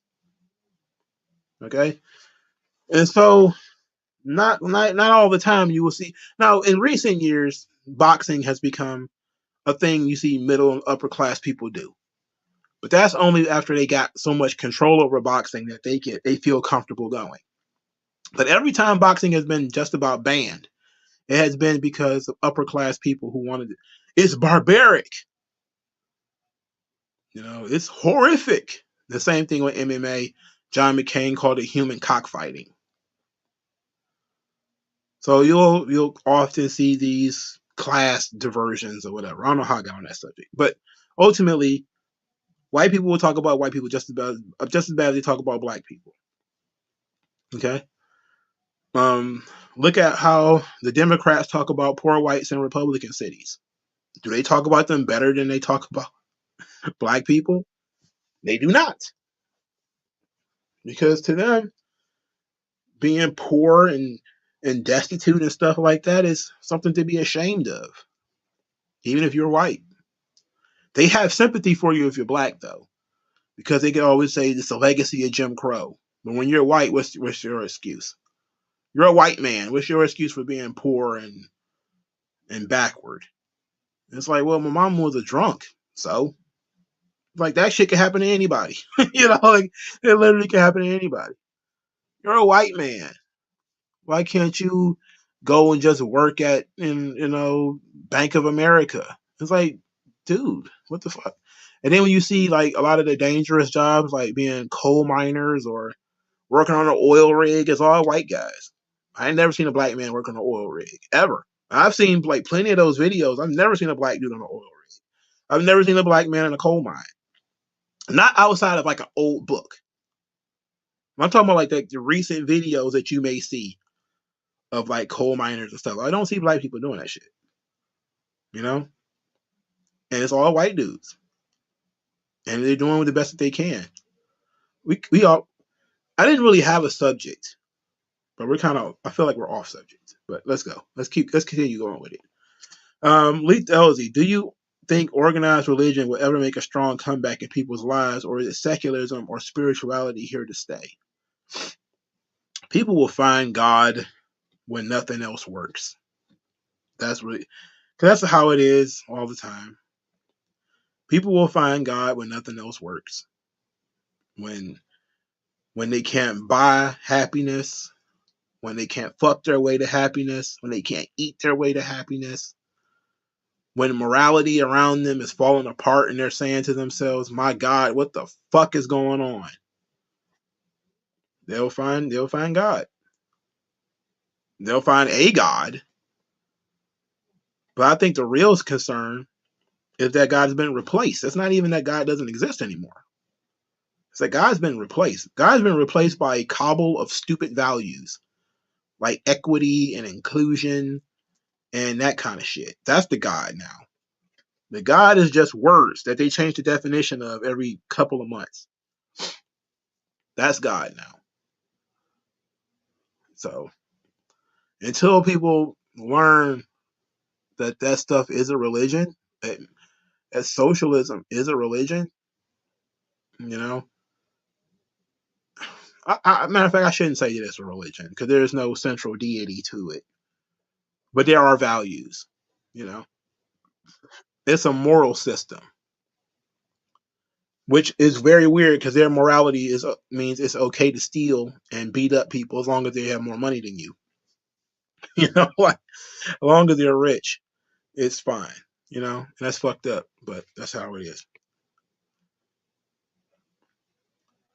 Let's see. WG feels that all of these politicians live in mansions who haven't seen a civilian in years, trying to lecture the masses on how to deal with crime. The fact of the matter is, man, they don't try to tell people how to deal with crime. They try to say that crime isn't the fault of the criminal. That's the worst thing. The worst thing about their dealing with crime is they don't ever deal with crime. They're constantly talking about people. See, crime is a behavior, right? It's a thing that people do. People commit crimes. Anybody of any social system can commit a crime. But for them, only poor people have an excuse to commit crimes. Because poverty is somehow is a magnetic force that makes you steal, makes you murder and rape and anything else. Like I say, like of I can understand most crimes. There's a lot of crimes that actually occur where I can say I see the incentive in it, except rape.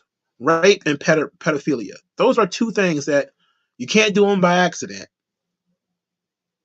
And there really is no incentive to it. Right? So that's just pure malice. But murdering somebody, killing somebody, you can do that by mistake. You could do that thinking that that person is going to hurt you. Stealing, there might be an incentive to steal. You know, you might be hungry.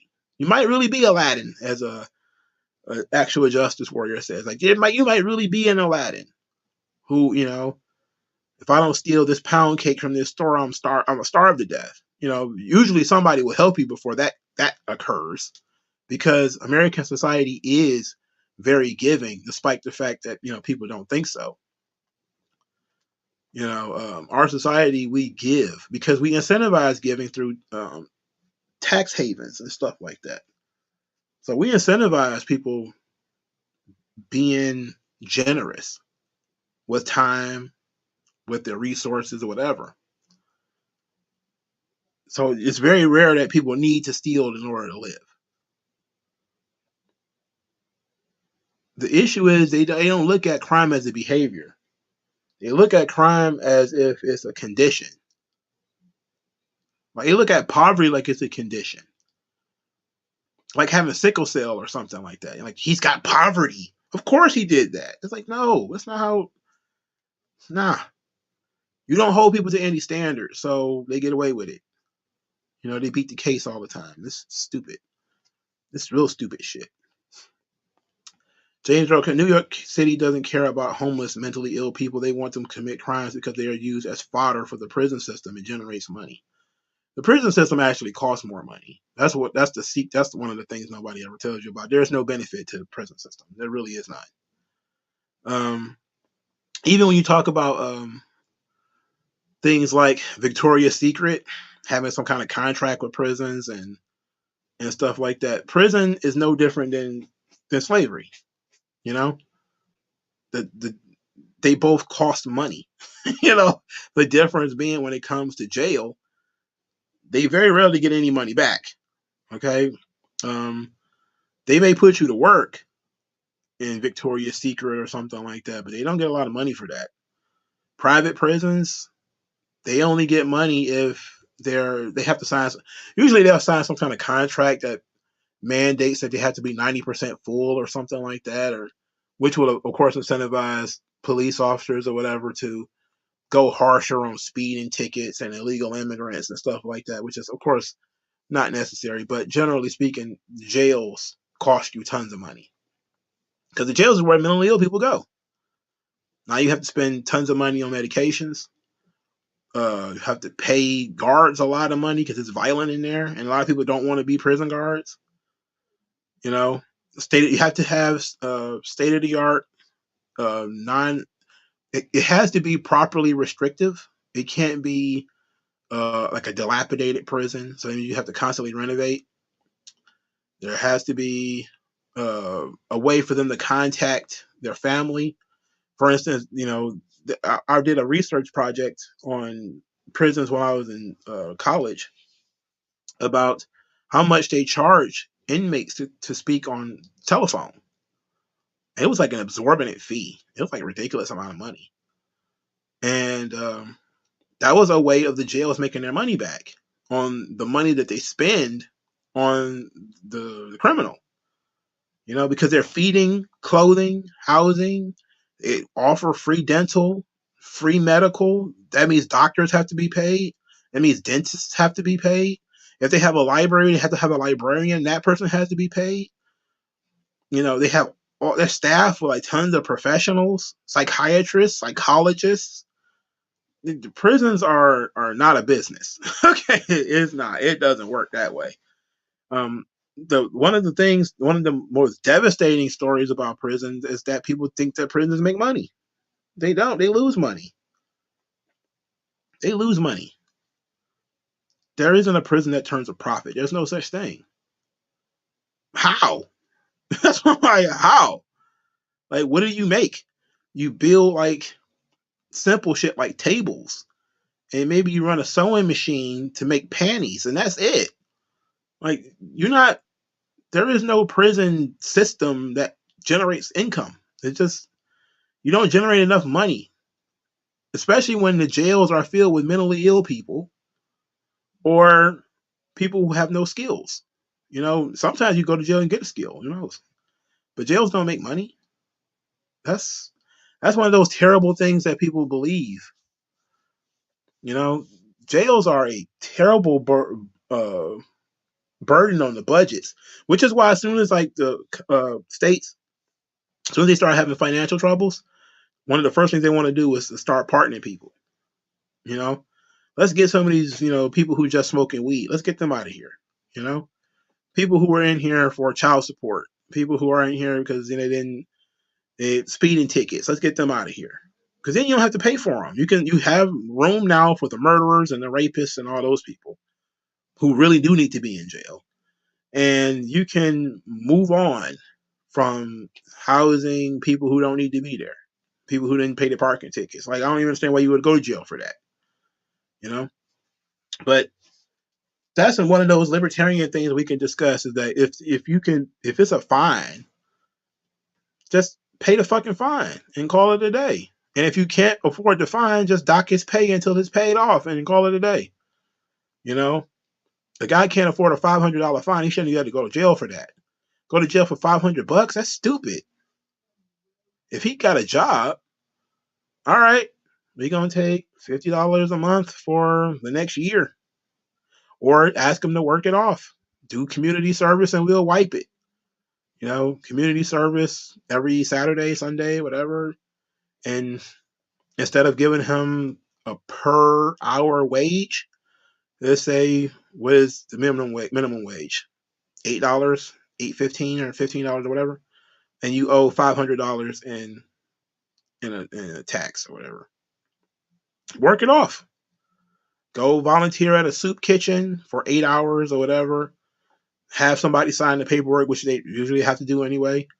And you say, if he was being paid for this, he would be getting paid $10 an hour. He worked 8 hours. That's $80. We taken off of his debt, his tax burden or whatever. And then you call it a fucking day. You don't got to throw people in jail for this. There's so much stuff people go to jail for. They don't need to go to jail for that shit. You know, there's a lot of crimes where there is no victim that people go to jail. It's dumb. Throwing people in jail for not paying child support is stupid. That's just plain stupid. If somebody fell behind on their child support because they don't have any fucking money.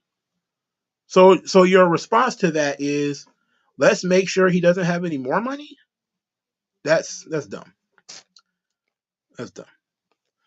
WG Phil says there was a Reddit post going back to 8 years ago about concerns about Neely. New York failed this dude. Yeah, they gave up on him. You know, they basically just said, "Fuck it, whatever happens, happens." That was their view, and we have to be able to be like, "Look, it is what it is. Whatever happens, happens." That's how they took it. They're going to constantly just fuck around, and people are going to find out hard way. But Mongo, a train station needs new art murals. Art is more important than improving infrastructure.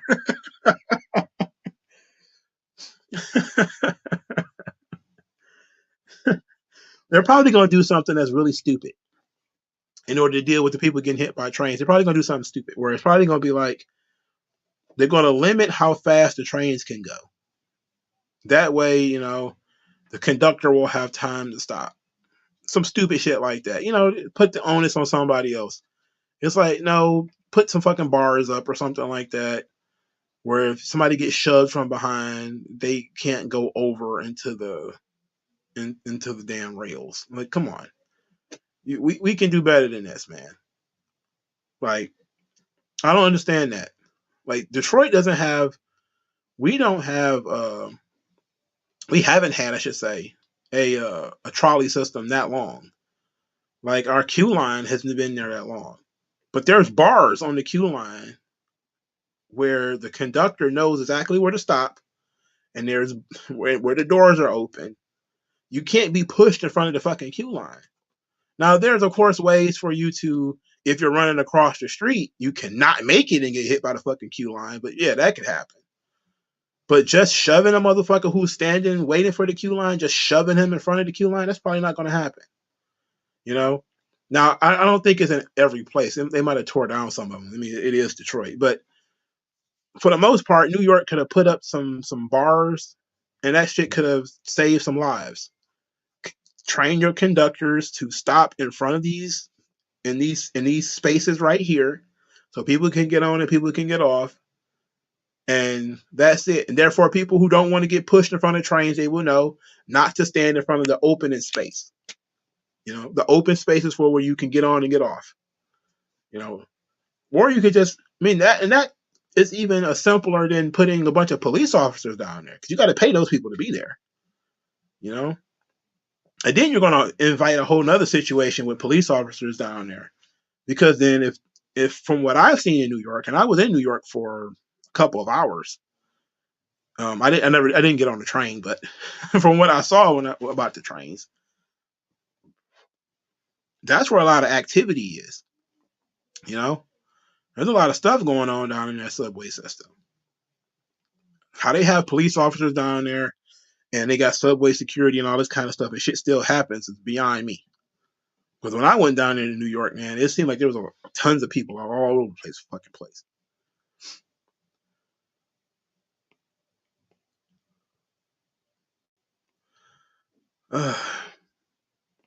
Oh shit, it's 10 o'clock. As usual, I started the show with no plan and ended up opening up like 22 cans of worms. The shows with no plan always end up being more fun than the ones I actually plan out. AJ3. Between 1870 and 1930, thousands of white people, African Americans, and European immigrants came to West Virginia to work in the coal mines. Yep, that's during the Industrial Revolution. And they probably had pretty fucking good jobs too, because you had a lot of companies that needed coal, you know, so they probably made a grip. Not so much anymore though, but back then, yeah, I absolutely believe it. I absolutely believe it. See, we used to be the country, believe it or not, they used to actually go and like we used to bring like Filipinos and stuff after the war. We were bringing them here. I think we did the same thing with Koreans. Like we used to bring people here. Like our military would bring people here. If I remember correctly, I think it was the Filipinos, and I think there was Koreans or the Vietnamese. I think it was, and they went to North Carolina. Let me take a look at that before I feel like I'm talking out of my ass. But it definitely feels like something that I read in a book. Let's see, Vietnamese immigration to North Korea. I mean, I'm sorry, North Carolina.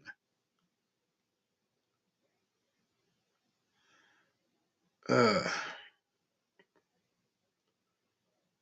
do, do, do. Yep, it was in 1992. Vietnamese refugees arrived in North Carolina. Yeah, they're the first of a group of Montagnard tribespeople, former allies of the U.S. forces who hid in the jungles of Cambodia since South Vietnam fell, arrived Friday in North Carolina, where they will make new homes. See, I was right. I do know stuff. I do know shit. You know, we used to bring people here. Now we trying to tell people not to come anymore. I am in favor of immigrants. You know, I think that immigration is a good thing, but you can't ignore the problems that come with it. You know, you can't have unfettered immigration and then say that nobody has to learn English. They don't have to learn about our laws and stuff like that, and they can be illegal and they can vote. That's stupid shit. Come on. But just stopping people from being immigrants, no. Bring them in. I don't care where they're from. Haitians, Cubans, Europeans, Canadians. I don't care. You know. That's what this country is all about. People used to be able to hop off a boat and come in here and start up their own little shops and stuff. Now that was before the welfare state, and maybe that's the question we need to have is how many people come here and they can start soaking up welfare, and next thing you know, they're taken out before they start giving in, or they're taken out and then sending their money back to Mexico, which sucks. And that's one of the things that we should probably be discussing. But for the most part, generally speaking, I'm for immigrants. I'm for letting people in, especially Haitians that suffered under the earthquake or whatever. Let them in, man. Why let them live amongst the rubble and shit if they don't want to? If they willing to learn English and they're willing to bust their ass, let them in. Fuck it. And what's the worst that could happen? They start up like some kind of criminal cartel. We got enough of those already. Leith Elzy, how come white collar or Wall Street crimes don't get as much outrage and controversy as violent crime? I think someone stealing money from pension funds should get the same amount of news coverage. Well, because the old news thing, if it bleeds, it leads. Plus, people don't really understand, white collar crime that much. It's a lot easier to explain a rape or a robbery than it is to explain a pyramid scheme.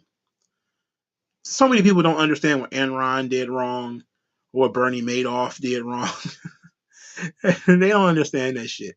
I even have trouble with Enron because I'm like, I know it was phony, but what's that girl, Elizabeth Holmes? Not Elizabeth Holmes. Is it Elizabeth Holmes? The girl who with the turtleneck, her phony scheme. Like some people just don't understand the schemes, and therefore they don't take time to explain it and go through it. And plus, those are usually open and shut. Usually a white collar crime, they got you. If you get arrested for like fraud or something like that, 9 times out of 10, bro, they got you. Cause that shit hard to catch you for. So if they do arrest you for fraud, it's 9 times out of 10 it happened.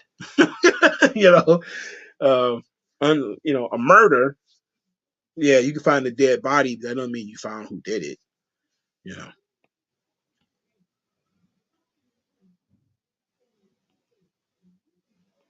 Oh man, child support needs to be abolished. If only we could. If only we could. I think that child support is a system that needs to be reformed. I don't know about abolished. We need to come up with a system that's fairer. I'm talking one that's much fairer. One that doesn't mean that, hey, you're not the biological father of this child, and you did not agree to financially care for this child, even though the child is not biologically yours. Therefore, you shouldn't have to keep paying for this stuff. We should look into stuff like that. I just saw a story recently where a guy married a chick, uh, adopted her child, then the two of them had a baby, and then they got divorced, and now she's suing him for child support for both children, knowing that one of them is already not his child. Well, he's legally responsible. Like, oh no. Well, yeah, in that situation, he agreed because he adopted the child. So he agreed. But how many people is paying child support for children that's not theirs, and then the state will protect them and say, in the best interest of the child, you're stuck paying child support for a child that's not yours. That's garbage, man. It's garbage. And that destroys trust in the system. And that's one of the things I think I did a video about this a long time ago about, how the United States is, a low trust society. There's no faith in our institutions anymore. And stuff like that, when people don't understand the law and they can't understand the law, or when the law is stacked against them on purpose, like think about black people who don't respect the government. Why? They'll say black codes, they'll say it's the new Jim Crow, they'll say yada yada yada. The deck is stacked against them. And you'll say, If the deck was stacked against me, I wouldn't believe in that system either. So now when you're looking at this new socialistic system that is going to let the homeless drug addicts run the streets and do whatever they want, while you, a clean cut, guy who just wants to keep the chaos down, is held to a higher standard, you're not going to trust that system. You're going to look at that system like, nah, this joint is out to get me. They're going to fuck me over. And that just makes the people trust in the system less. But that's what the Marxists want, because they want a revolution. They want you to overturn the system, and then they can install whatever it is they want to install, which is the system they kind of want right now. And they've already revolutionized the system with prosecutors or whatever being voted in. Having prosecutors be like, that's one of the things that is kind of sick to me. Like, when you look at our Constitution and how it was set up, like, bro, it should have been nice. But then we went and started fucking with it. People are voting for the Senate. Like, that was never what the Senate was for. The Senate was supposed to be appointed by the governor to represent the state. There was the state, and then there was the people. The House of Representatives represents the people. The Senate represents the state. It was supposed to be appointed by the governor.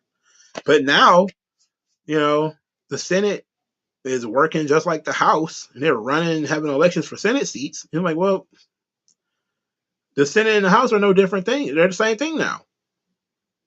So we've lost a powerful system that, was better for us in the long run. And now we've got prosecutors and we've got judges that are running for office. They're politicians. You're not appointed to be a judge because you're good at your job anymore. You're appointed to being a judge because you're a Democrat, because you're a Republican.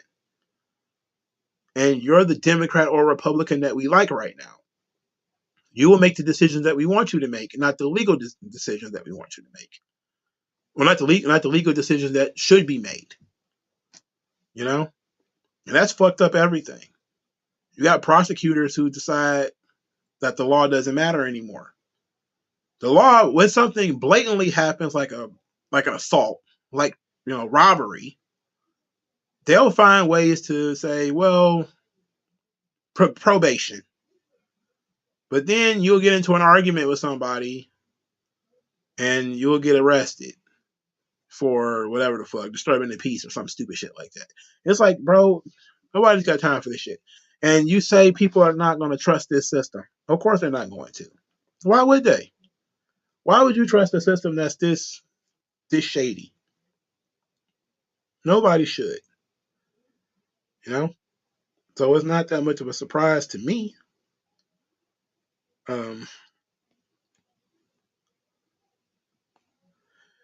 Leith LZ says, since I work with the mentally ill, what is my take on the rise of school shootings?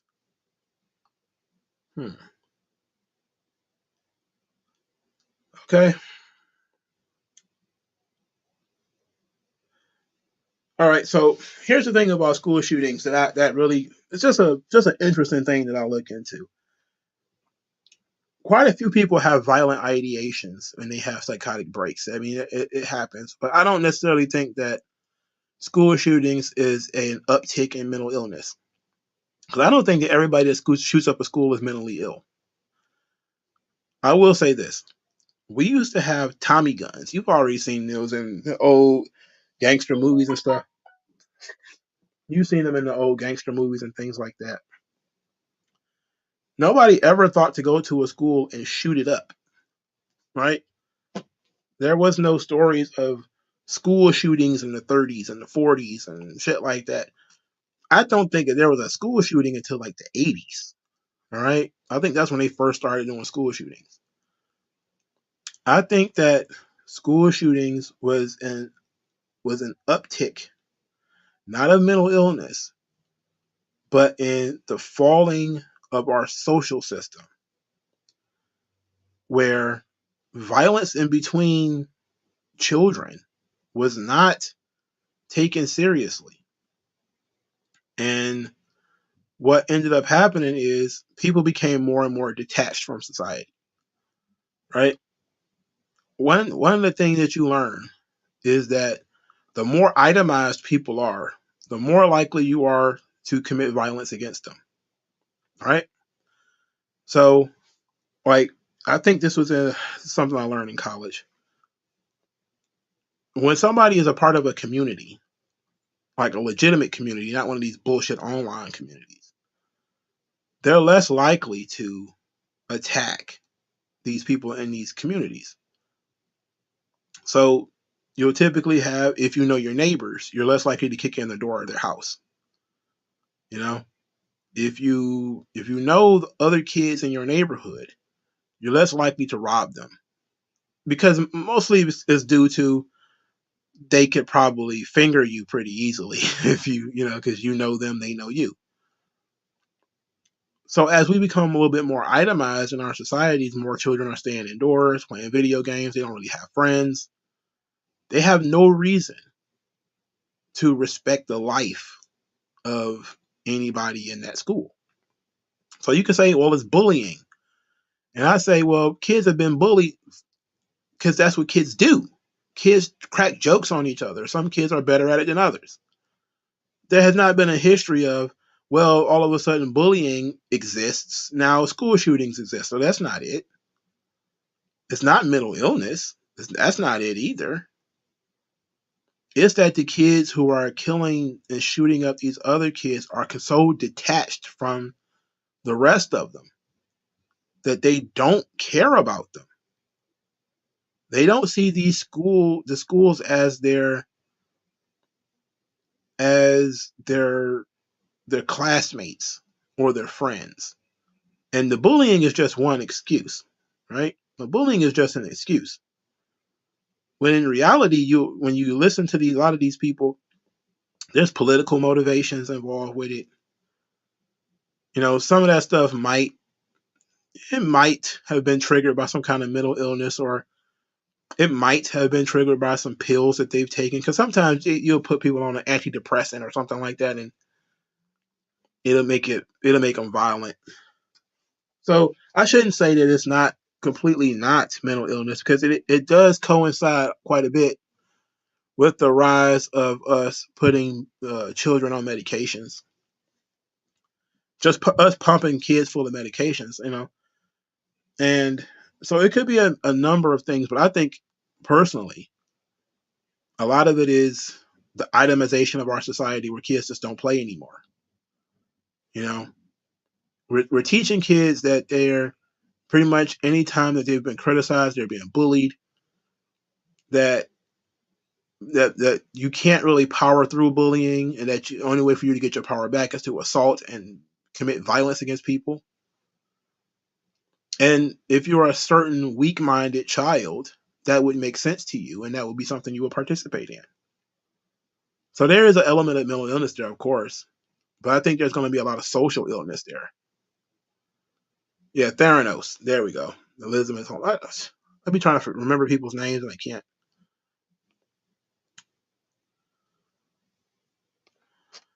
Leith Elsie, have you ever been upset that Israeli Jews and Japanese Americans have been given reparations but not Black Americans? Well, the thing about the the the thing about the Japanese internment payouts was those people were still alive, and those were their direct descendants that were being paid. So no, that didn't bother me at all. Second, that was the government of the United States that committed an atrocity against the Japanese. That was not individual people. In the United States, the government didn't own slaves. Individuals in the government owned slaves. So if you wanted to get reparations, you would probably have to sue the individual. But since so many of them was fucking poor anyway, or they didn't have much, you wouldn't have gotten much of anything out of them. Let's say you would have tried to give black people reparations. is one slave owner, and let's say he runs a plantation, he has 5 or 6 slaves. What are you going to give them? That's going to need to be split between 5 people. It's not going to be much anyway. Like we keep getting this idea that the government should pay reparations, but the government never owned slaves. So you're looking at the individuals, and even if you say the individuals should pay reparations, the fact of the matter is, so many of them are so far gone now that it really doesn't do you any good. Now, the Jews, when it comes to the Holocaust, the United States didn't give them reparations. Germany did, and some of the other places that purged Jews did, because Jews have been purged all over the Europe, not just in Germany. They were also, I believe, purged out of Poland. They were purged out of England, I think France. A lot of places purged their Jews, for the same reasons that Germany did. It just didn't go as far. And it was the German government that did this. Hitler was the German government. The concentration camps was German government. It's very different from slavery. Slavery was, again, an economic system. It was not a punishment for imposed on you for being a black citizen in the United States. It was an economic system that existed, and as an economic system that existed, anybody could have been a slave. Mexicans, the Irish. It just so happened that Africans were the ones that were used in the slave trade because they were practicing slave traders. Like the English wasn't selling their slaves. What did the English do with their prisoners? They could have sold them in slavery. They dumped them in fucking Australia. That's what they did. The Ghanaian or the Ashanti kings or whatever. They could have taken the people that they defeated, their enemies, and brought them into their tribe as indentured servants for a number of years, and then let them become free people. They could have ousted them and moved them to a different part of the country. They didn't. What they did was they sold them to Europeans. So the financial incentives was there, and it became a business. Again, it was trade. The transatlantic slave trade. It was a business. You can't blame the government for the existence of a market that predates the government. Slavery existed in the United States before the United States existed. So, to me, it just doesn't make sense. But there are systems where people were victims, where there should be reparations. And that is the convict leasing system.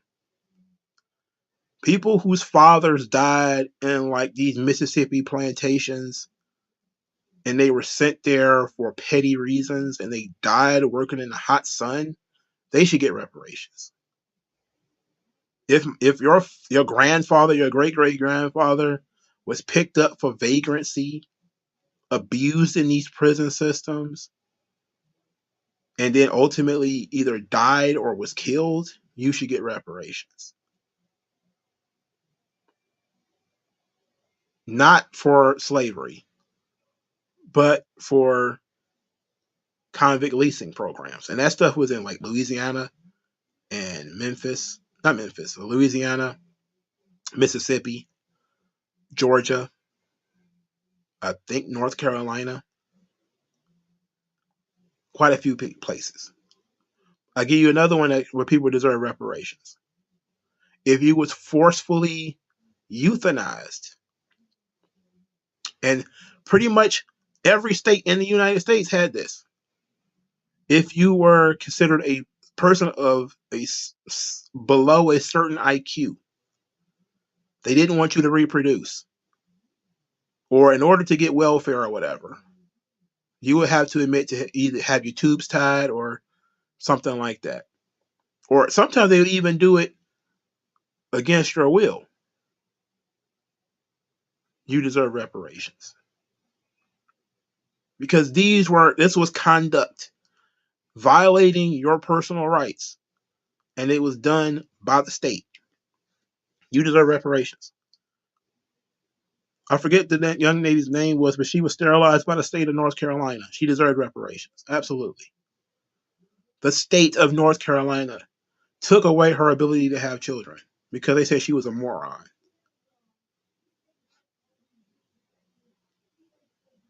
I mean, that's the nature of the thing. Like there are things that we can look into.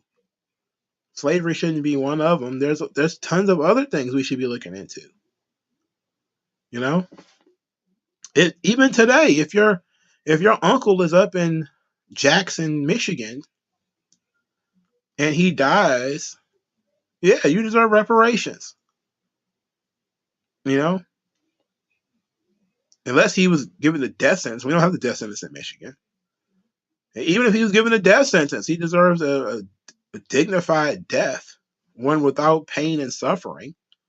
And of course, that's assuming that he doesn't die of like lung cancer or something like that. If he chokes in his sleep, then there's nothing you could do about it. But if he's beaten to death, if he's worked to death, if they ignore his medical conditions and he dies, if they ignore his psychological conditions and he ends up putting himself in a position to get killed, yeah, he deserves reparations. But slavery, no. Slavery, no. Convict leasing programs, yes. People who were euthanized.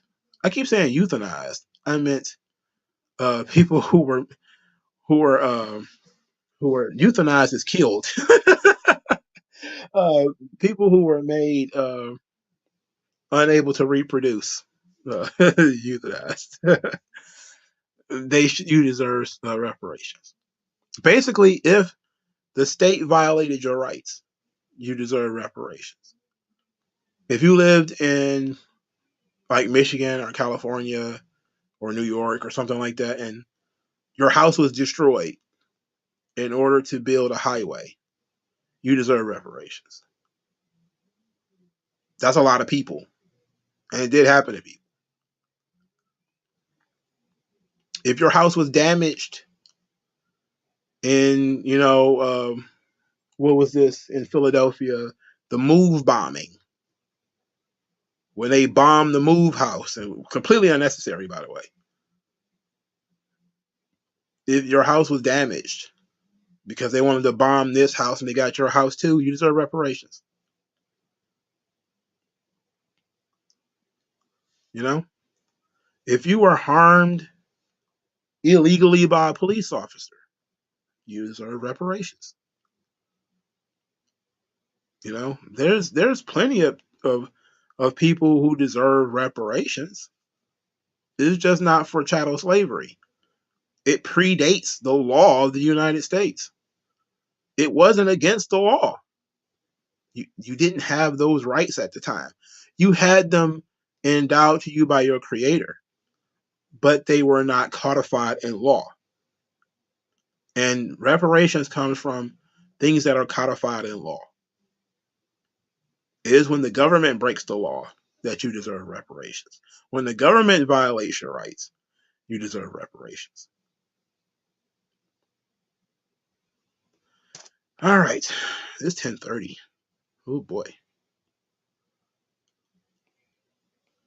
Let's see. What's this, WG Phil? Do pro-blacks hoteps? Oh, we already talked about this.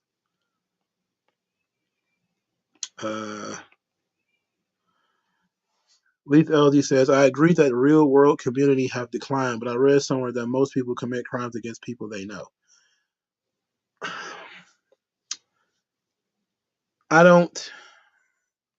I would imagine it depends. Like domestic violence is always somebody you know. Child abuse is always somebody you know. But robberies, not so much. Robberies typically happen to people that you don't know. breaking and enterings, usually people you don't know. Um, I think there will probably be a nice little mixture there. But there's certain crimes where it's more likely to be somebody you know that's the perpetrator. And then there are crimes where most people you are going to likely not to be somebody you know. That doesn't mean that it's always going to be the case. I had a cousin who led a breaking and entering of his own auntie's house. You know, he was just that much of a crack baby. He was going to rob his own auntie. It happens, but it's it's rare, you know, that people who have strong bonds with another person is willing to kill them or rob them. You know, the two let me read it again. There, two pro-black hoteps who claim ancient Egypt claimed slavery as well as incest.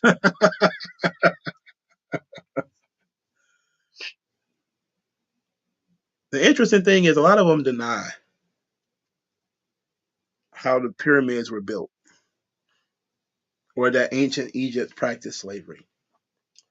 A lot of the African slavery is so looked over because it's seen as old world stuff, you know? Or they'll say how different it is due to chattel slavery. And it's like, man, look, being forced to build a pyramid, being forced to pick cotton, what the fuck is the difference? You know, like the bricks were heavier when you were building the pyramids, okay? You're like, because dudes is out. Come on. If I had to be a slave, I wouldn't want to be an Egyptian one. I'll tell you that much. Carrying those gigantic fucking boulders and you had to shape them, and nah, man, I'm straight on that. I pick cotton all day over that. I pick cotton all day over that. And then the crazy thing is, if you were involved in Egyptian slavery, you were building the pyramid as something for your master, and you know it's for his ego essentially.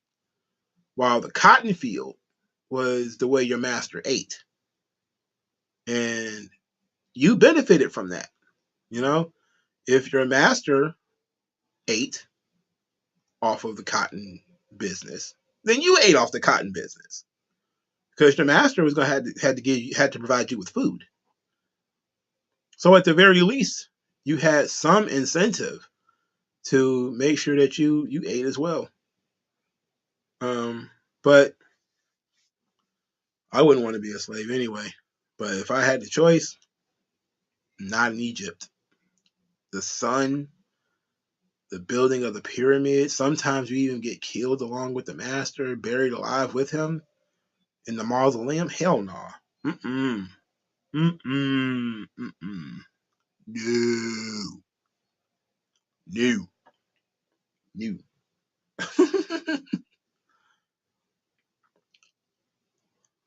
um, WG says, I was asking if they would claim slavery as well as incest. Pro blacks tend to claim the good of the ancient Egypt, but never the bad.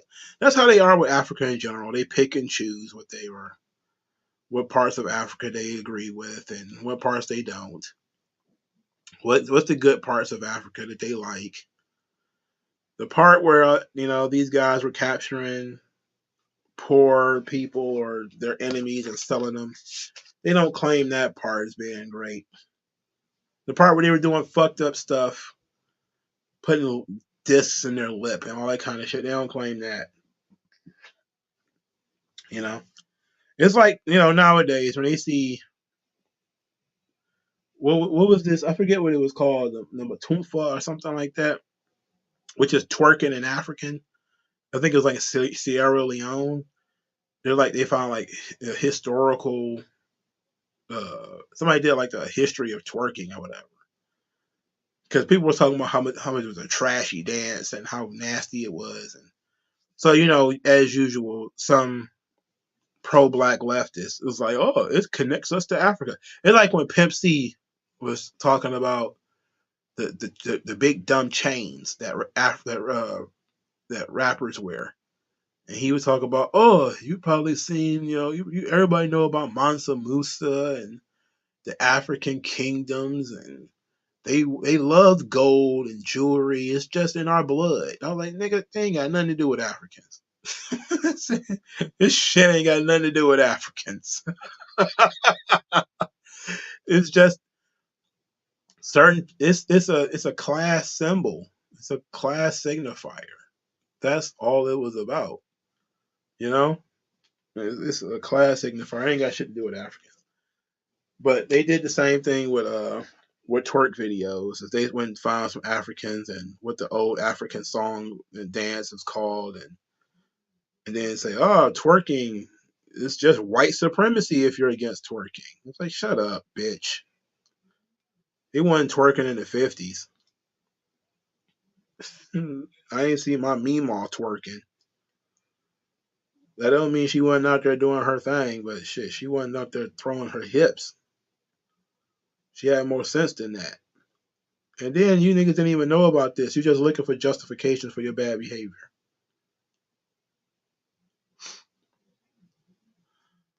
Uh,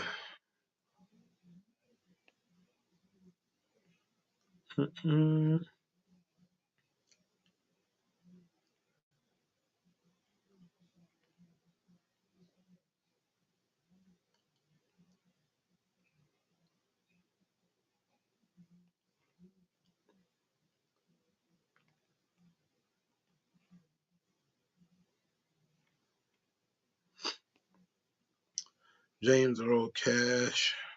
We are the largest owner of partnership correctional detention and residential and reentry facilities. That is correct. We do have a lot of them. The thing is that the only reason private prisons make sense is that they actually cost less than regular prisons. And they cost less because they don't unionize the labor. So there really is no profit margin to it. It's just that there is not a lot of cost to it. That's really all it is. What the government spends so much money on is personnel. You got to staff that damn thing. I just talked about this. When you run a private prison, you can cheap out on the personnel. You also get to pick out what kinds of people you want to deal with. This is the same thing about uh, charter schools. Charter schools, because they're private, they get to pick what kind of kids they want. They don't take every single kid. So part of the reason why charter schools do better than public schools is because they pick better students. They pick students who might be poor, but they don't have behavioral problems. You know, and they'll also expel a kid for having behavioral problems. And parents tend to be more involved when they're paying. So those are like the various reasons why charter schools will do better. And public schools I remember having a debate with a public school advocate where they say the same thing. Charter schools, they don't take every child. They don't take children who have behavioral issues.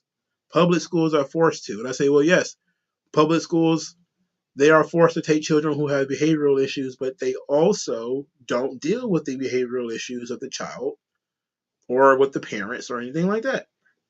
So if you have a private prison, there might be certain kinds of people you don't want in your jail for whatever reason. Okay?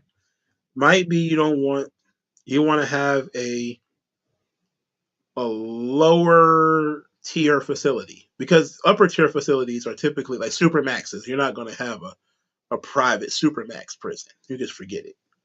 Those things are going to be super expensive. Okay? But basically a country club or reentry facility, yeah, they'll do that private. Because you're not violent usually, or if you are violent, you're probably aged out of it. They don't have to super train the guards. They don't really have to arm them either. They don't need like SWAT weapons and shit like that. There's just a lot of costs that they can cut when it comes to prisons, and that's really what private prisons are all about. They just provide a lower cost alternative to jails, because the jails are already expensive, you know. So it's not that they make a profit; it's that they help on the budget end, you know. Like when Arizona went to private jails, they forced them to sign up some kind of mandatory minimum fullness. I think it was like they had to be 90% full, and then they still got to pick what kind of prisoners they wanted. And it was all about lowering the cost to the state. That's what it was all about. Ugh. I never seen the first Captain Marvel, so I'm definitely not watching the sequel. I didn't know there was going to be a sequel. I meant to talk about the Legion of Superheroes tonight too. Um, uh, it sucked. We don't talk about that movie, but it sucked. So I'm glad we talked about something else. All right, y'all. It's time to go. Thank everybody for your time. Uh, like, share. Thank you. I'll talk to you guys later. Peace out.